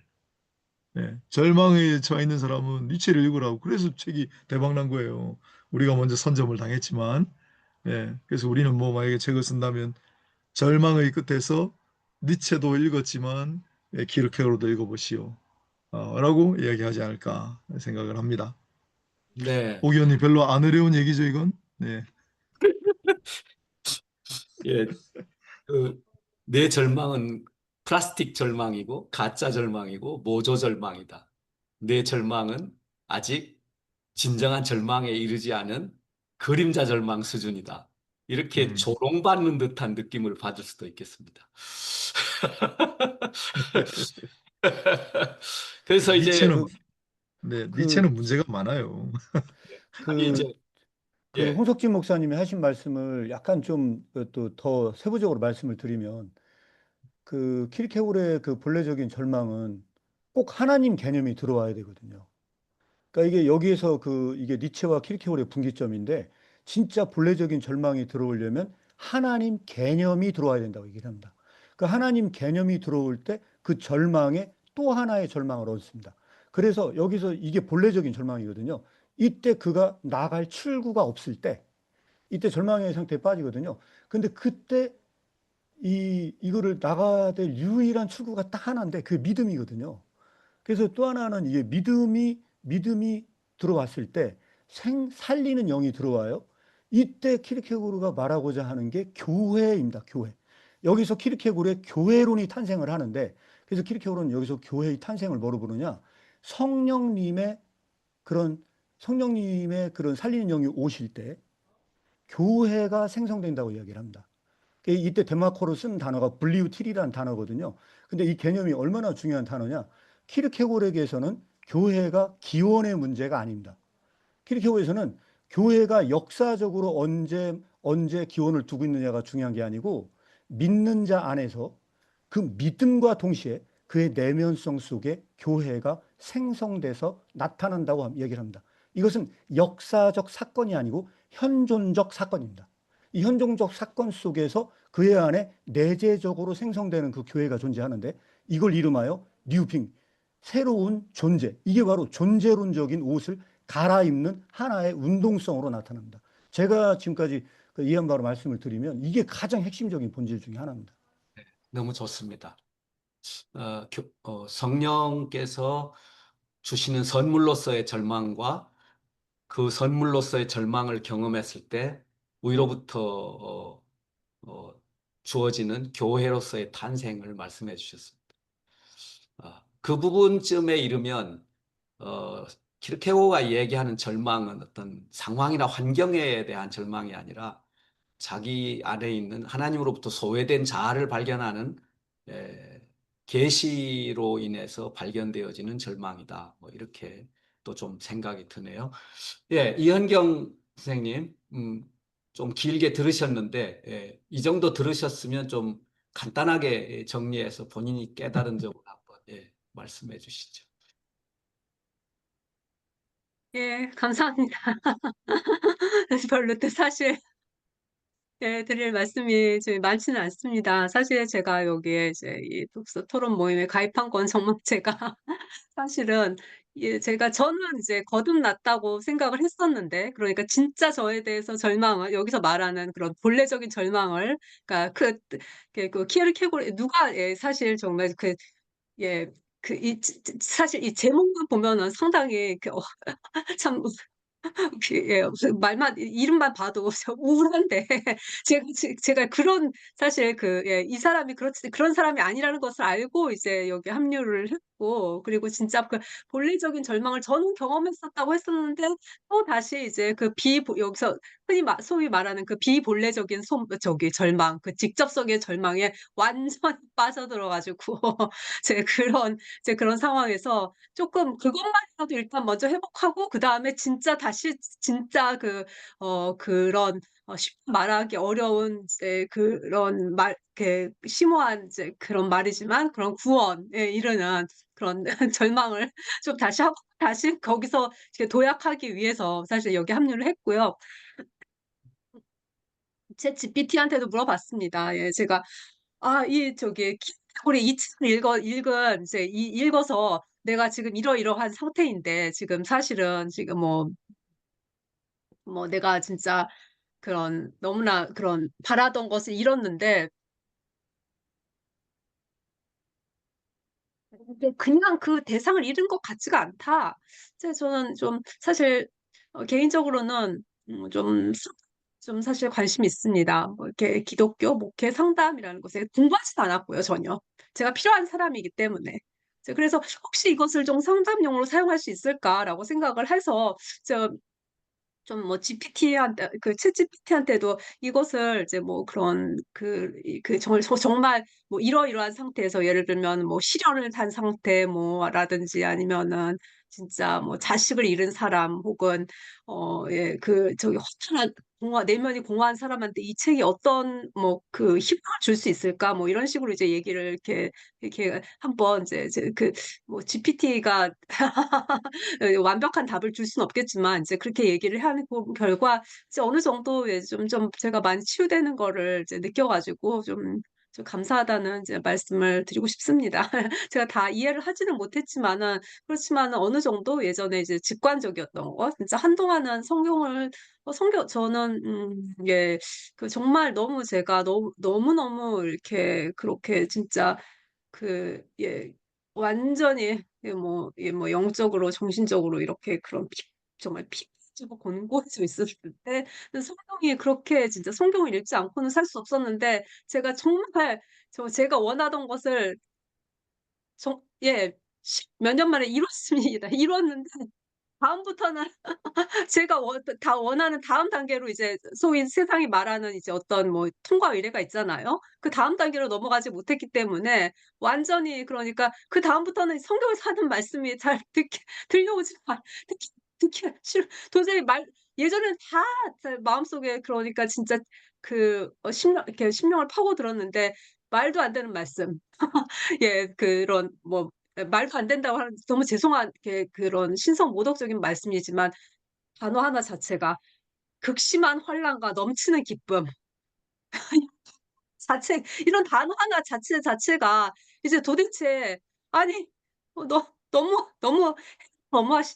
너무한다 막 이런 생각이 드는 거예요. 이제 그런 생각이 좀 들었는데 이제 좀 이 스터디를 통해서 제가 좀 이제 그런 내가 좀 회복되고 있다는 이제 그런 생각이 들어요. 예전에 정말 그런 본능적인 절망을 통해서 다시 이렇게 죽고 다시 예수님 을 안에서 이제 거듭났던 그걸로 다시 돌아갈 수 있게 이제 진짜 할 수 있게 돼서 이제 되게 굉장히 감사하다는 또 말씀을 드리고 싶고 저도 이제 네. 뭐 청년으로서 비정규직 파트타임 청년으로서 이제 이렇게 좀 생각을 해 보고 또 이렇게 말하긴 예 제가 네 좀 인생 제가 나름대로 생각해 놨던 이제 인생 제 계획표하고 이제 완전히 이제 이렇게 된 그런 지금 상황에서 좀 약간 성경이 잘 들어오지 않으니까 그 중간 단계로서 이제 한번 이렇게 조인했던 것은 정말 이렇게 잘했고 그리고 자체가 잘했다기보다 하나님께서 인도해 주셨다라는 이제 그런 생각이 들고요. 또 하나는 또 뭐 문학하는 사람으로서 사실 이제 키르케고르가 이제 우리나라에 수용된 지는 워낙 좀 굉장히 다시 당연히 이렇게 오래됐지요. 이제 뭐 그런 작가라든지 뭐 예술가라든지 뭐 혹은 지성계라든지 그래서 이런 비평 뭐 김춘수 꽃의 시 이제 지으신 분 있지 않습니까? 내가 너의 이름을 빌려 주었을 때 비로소 너는 나에게 뭐 하나의 뭐 그런 이제 이제 지으신 김춘수하고 이상 이제 있는데 이상 우리가 교과서에서 이제 배웠던 이제 그 이상이요. 그래서 김춘수가 이제 그런 이제 평론을 썼다고 합니다. 이상은 왜 이상은 키르케고르를 알고 있으면서도 키르케고르의 길을 가지 않고 니체의 길을 갔는가라고 이제 말을 하는데 이거 뭐 보통 사람이라면은 이제 잘 뭐 쓸 수 없는 이제 그런 보통 지금의 평론으로서는 잘 쓸 수 없는 이제 그런 이제 이야기죠. 왜냐하면 이제 갑자기 무슨 없는 소리 왜 키르케고르의 길을 가지 않고 니체의 길을 갔는가 이게 그러니까 뭐 내용을 대략 이제 제가 이해한 바로는 키르케고르의 어떤 그런 초월이 아니라 니체가 이제 말하는 니체가 제가 이제 듣기로는 너를 당신을 파괴하지 못한 것은 결국 당신을 강하게 한다. 라고 이제 말을 했다고 해요. 그래서 이제 이상은 이제 그런 길을 이제 택한 거죠. 이제 나는 이렇게 나를 파괴할 수 없는 것은 결국 나를 강하게 한다. 그러나 대부분의 사람 말씀하신 대로 저 같은 사람은 거기서 정말 될것 같아요. 예. 나를 네네. 나를 강하게 할 수 있겠지만 그래서 이 정도로 하겠습니다. 예, 장정수 대표님, 뭐 쭉 들으시면서 혹시 좀 더 거론하고 싶은 내용이 있으면 말씀해 주시죠.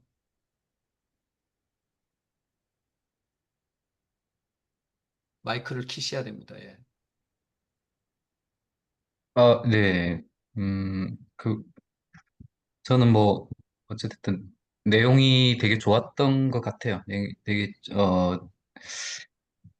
사실 이게 어떻게 보면 이제 오늘 다루는 주제가 그거지 않습니까? 지상적인 것에 대한 절망? 뭐 이런 거잖아요. 그러니까, 뭐, 어떤 면에서 보면 우리가 살아가다 보면, 이게 뭔가 그 절망적인 순간이 오는 부분 있지 않습니까? 뭐 이게 하다 보면 안 되는 경우도 있고 진짜 할 수 없는 경우도 있고 또 잃어야 되는 잃는 경우 박탈되는 경우 뭐 그런 여러 가지 부분에 대한 절망들 이제 그런 게 있을 때 아까 이제 직접성의 그 사람들은 사실은 뭐 그런 어떤 환란에 닥치면은 사실 아무 생각을 하기 되게 어려운 것 뭐 그런 것들도 충분히 이해가 되는 부분이잖아요. 그런 사람들이 이제 일종의 이제 그거를 해결하기 위해서 정신없이 그런 이제 자신의 고난을 뚫고 나가기 위해서 막 노력하는 부분들.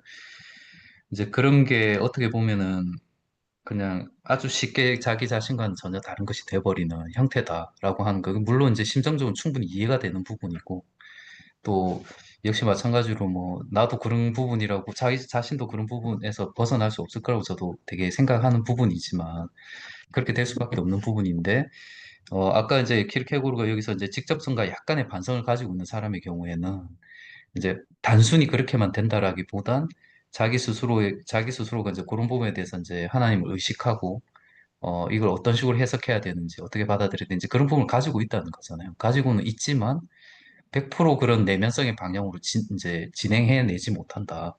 그게 어떤 의미에서 보면 그렇게 어 이제 그렇게 가기가 너무 힘들기 때문에 실제로 그 안에서 사실 타협하게 되고 망각하게 되고 뭐 그런 부분들에 대한 것들을 다루는 내용이지 않냐라는 사실 생각이 들거든요.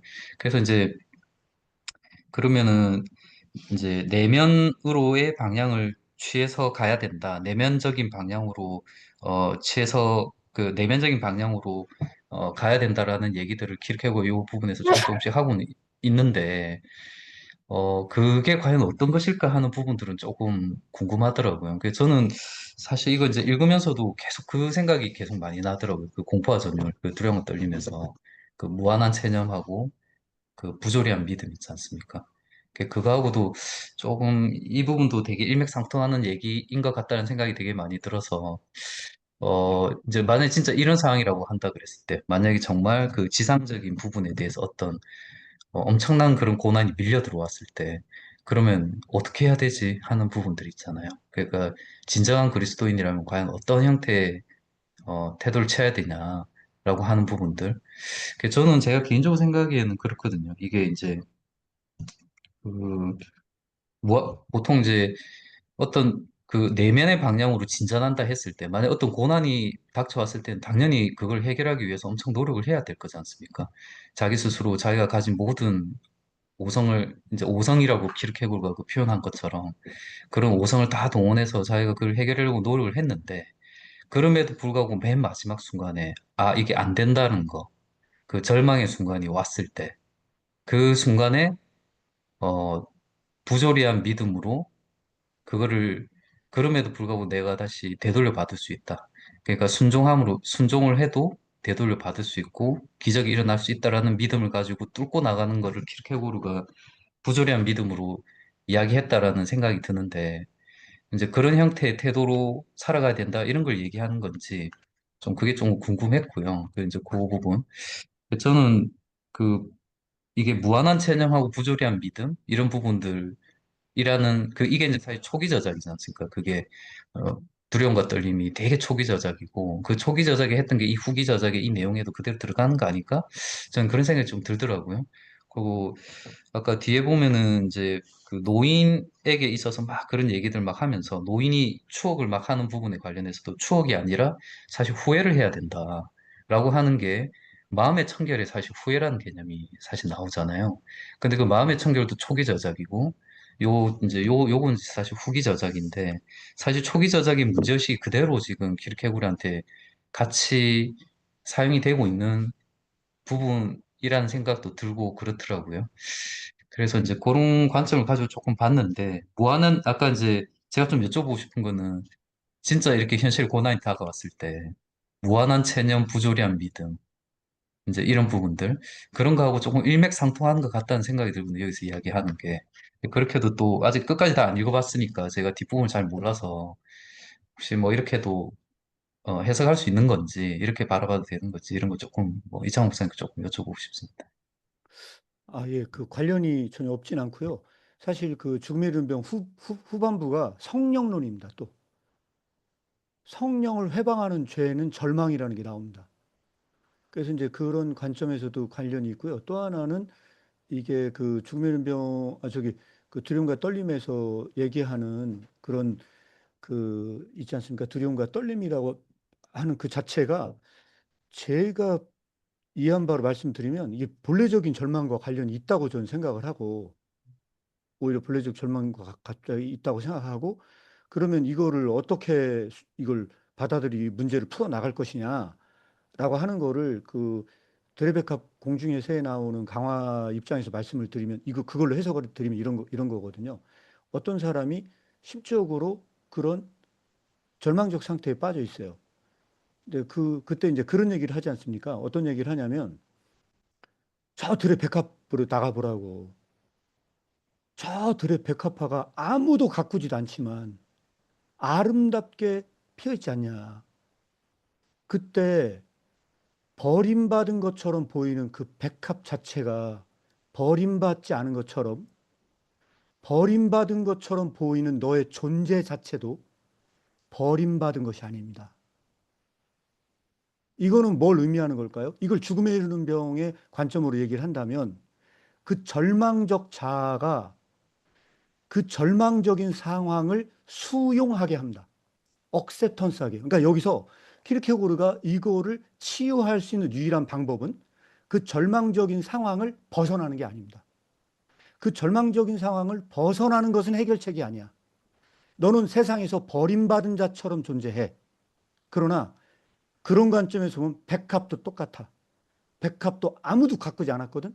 그런데 그 백합은 버림받은 게 아니야. 너도 똑같아. 너도 버림받은 것처럼 세상에 있지만 그 존재 자체는 하나님께서 너를 그렇게 만든 거야. 그걸 받아들여. 이게 수용입니다. 그걸 그대로 이 강화라고 하는 것이 일종의 저는 치유적인 관점이 있다고 얘기하는 이유가 뭐냐면 그걸 거부하라는 게 아니에요. 너의 그런 절망적 실존 자체를 믿음으로 받아들여. 하나님께서 너에게서 하실 일을 받아들여. 수용해. 그 메시지를 한다고 저는 생각을 하거든요. 근데 여기까지 못 가는 부류의 사람들이 있습니다. 제가 봤을 때. 누가 못 가는 줄 아세요? 정반대로 말씀드려볼게요. 누가 거길 못 가느냐? 말씀 거기다 나온 얘기입니다. 20개의 주석서를 갖고 오십시오. 그리고 신문을 갖고 오십시오. 이 사람이 골방으로 들어갑니다. 그리고 말씀을 해박하게 주석을 답니다. 20명의 학자들이 있었는데 그 중에서 10명은 이런 의견을 가지고 7명은 반대 의견이 있어. 3명은 의견을 내리지 못하고 있어. 내 견해는 역시 그쪽이야. 라고 말하는 부류의 사람이 있대요. 그럼 어떤 부류의 사람이냐? 이런 부류의 사람이 있답니다. 나는 성서를 도저히 읽을 수가 없어. 성서는 내가 오른손을 내밀면 왼손을 요구해. 내가 오른팔을 내밀면 성서는 나의 존재 전체를 요구해. 성서는 고압적인 책이야.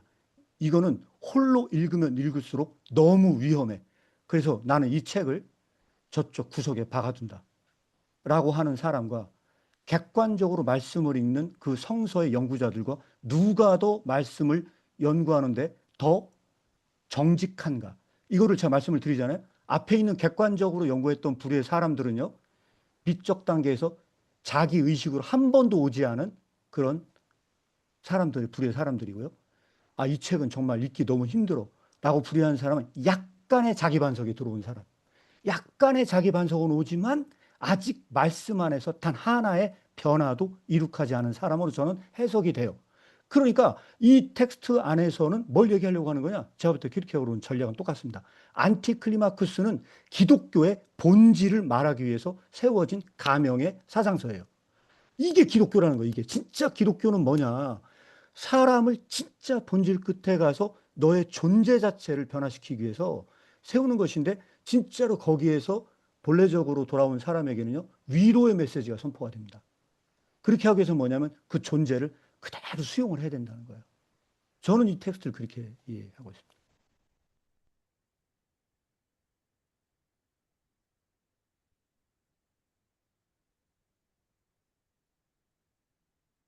아까 그러면 예, 예. 예, 말씀하십시오. 아, 네네. 그러면 그 부조리한 믿음 자체가 일종의 수용을 근거로, 이제 일단 기본적으로는 수용이라고 예, 하는 수용이죠. 부분. 예. 예, 그죠. 예. 그, 그, 사실 제가 여기, 음, 음, 지금 여기 제주도에 와 있거든요. 근데 음, 여기 지금, 여기 목사님 댁에 와서 지금 주문을 저 하고 있는데, 오늘 목사님하고 얘기 나누다가 충격을 받았어요. 왜 충격을 받았냐면, 제주도 4.3 사건에 음, 당사자하고 이제 그 관련 계통 이야기를 좀 들었거든요. 근데 그분들이 절대 말을 못 하신대요. 음, 말을 할 수가 없대요. 너무 많은 그런 그 가족들에 대해서 그 피해도 받았고, 그래서 말을 할 수 없대요. 그런데 제가 그래서 이거를 이야기를 들으면서 이게 일종의 저는 절망적 상황으로 저는 읽혀졌거든요. 이거 어떻게 벗어날 거냐. 그래서 제가 이거를 뭐라고 얘기를 했냐면, 제가 그 인어 이야기 있지 않습니까? 그 이야기 해주면서 그런 말씀을 드렸어요. 악마적 침묵으로부터 오픈해야 된다. 내가 오픈한다는 건 그런 거거든요. 내가 그런 피해자였습니다라고 고백하는 그 순간 그런 병이 치유돼. 저는 역으로 그렇게 생각을 하거든요. 내가 그걸 말하지 못하고 내가 감추고 있는 한 그는 절대로 치유받을 수가 없어요. 믿음이라고 하는 건 뭐냐?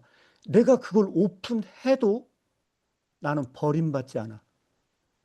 나는 그럼에도 불구하고 나의 존재 전체가 그 부분에 대해서 그 사랑 안에서 받아진다는 확신이 있을 때만 저는 그 오픈할 수 있다고 생각을 하거든요.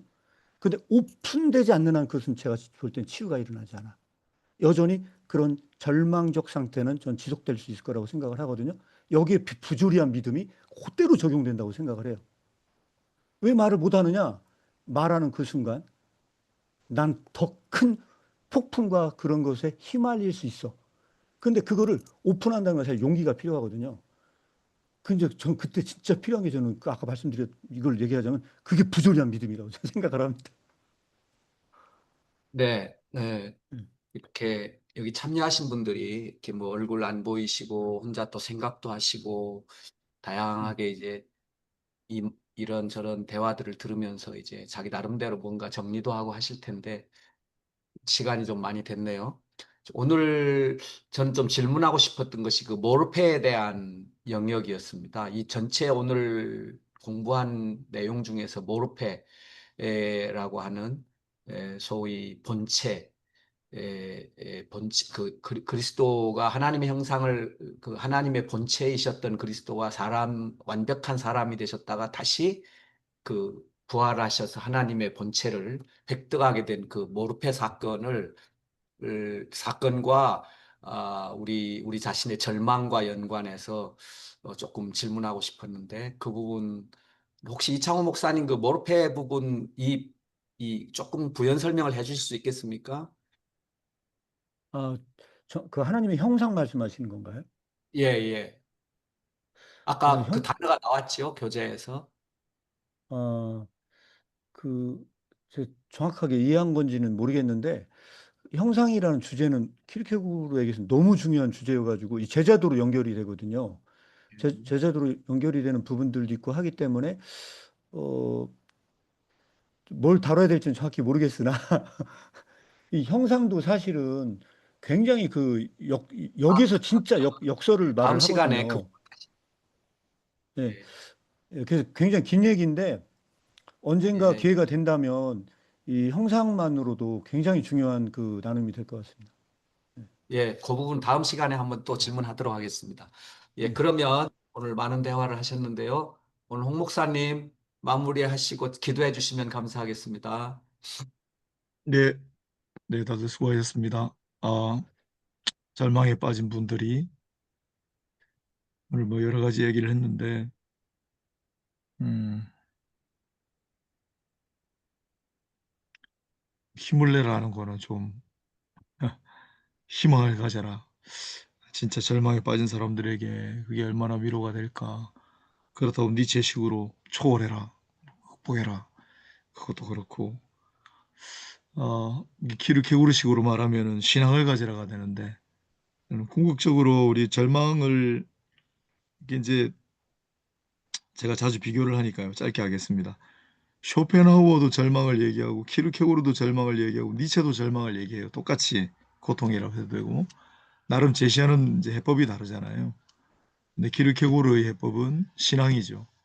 따라서 똑같은 세계관으로 세 사람이 바라보는데 비슷한 시기에 그러면 우리가 키르케고르를 공부하는 목적은 아까 이제 처음 얘기 나온 선교적 교회, 전도적 마인드가 되지 않겠나.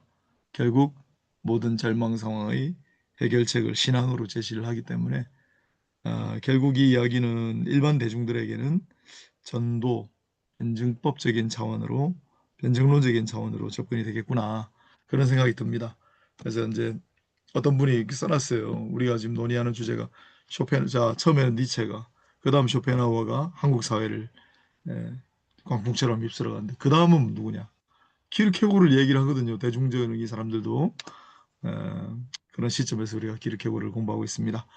고생하셨습니다. 제가 기도하고 마무리할게요. 하나님 오늘도 늦게까지 수고한 종들 기억하여 주시고 각자 처한 상황이 다 다를 텐데 힘들고 지치고 어렵고 외롭고 쓸쓸한 상황에 놓인 분들도 분명히 계실 겁니다. 어떻게 해야 할지 정말 고민하고 나름대로 어려움 겪고 있는 분들도 계실 텐데 우리가 읽고 있는 많은 텍스트들 그리고 성경 특별히 성령으로 그들의 마음을 어루만져 주시고 무엇보다도 각자 실존해서 그래도 더듬고 나아갈 수 있는 방향, 그래도 바라보고 나아갈 수 있는 빛, 그래도 살아갈 수 있는 용기를 허락해 주시기를 소망합니다. 모든 말씀 우리 주 예수 그리스도 이름으로 기도합니다. 아멘. 아멘. 수고하셨습니다. 고맙습니다. 예, 네. 감사합니다. 감사합니다. 감사합니다. 네, 수고 많으셨습니다. 네, 수고하셨습니다. 감사합니다. 네, 감사합니다. 수고하셨습니다. 네. 예, 인원 많이 들어오신 것 같은데 얼굴은 안 보네요. 수고하셨어요. 목사님 감사합니다. 감사합니다. 감사합니다. 감사합니다.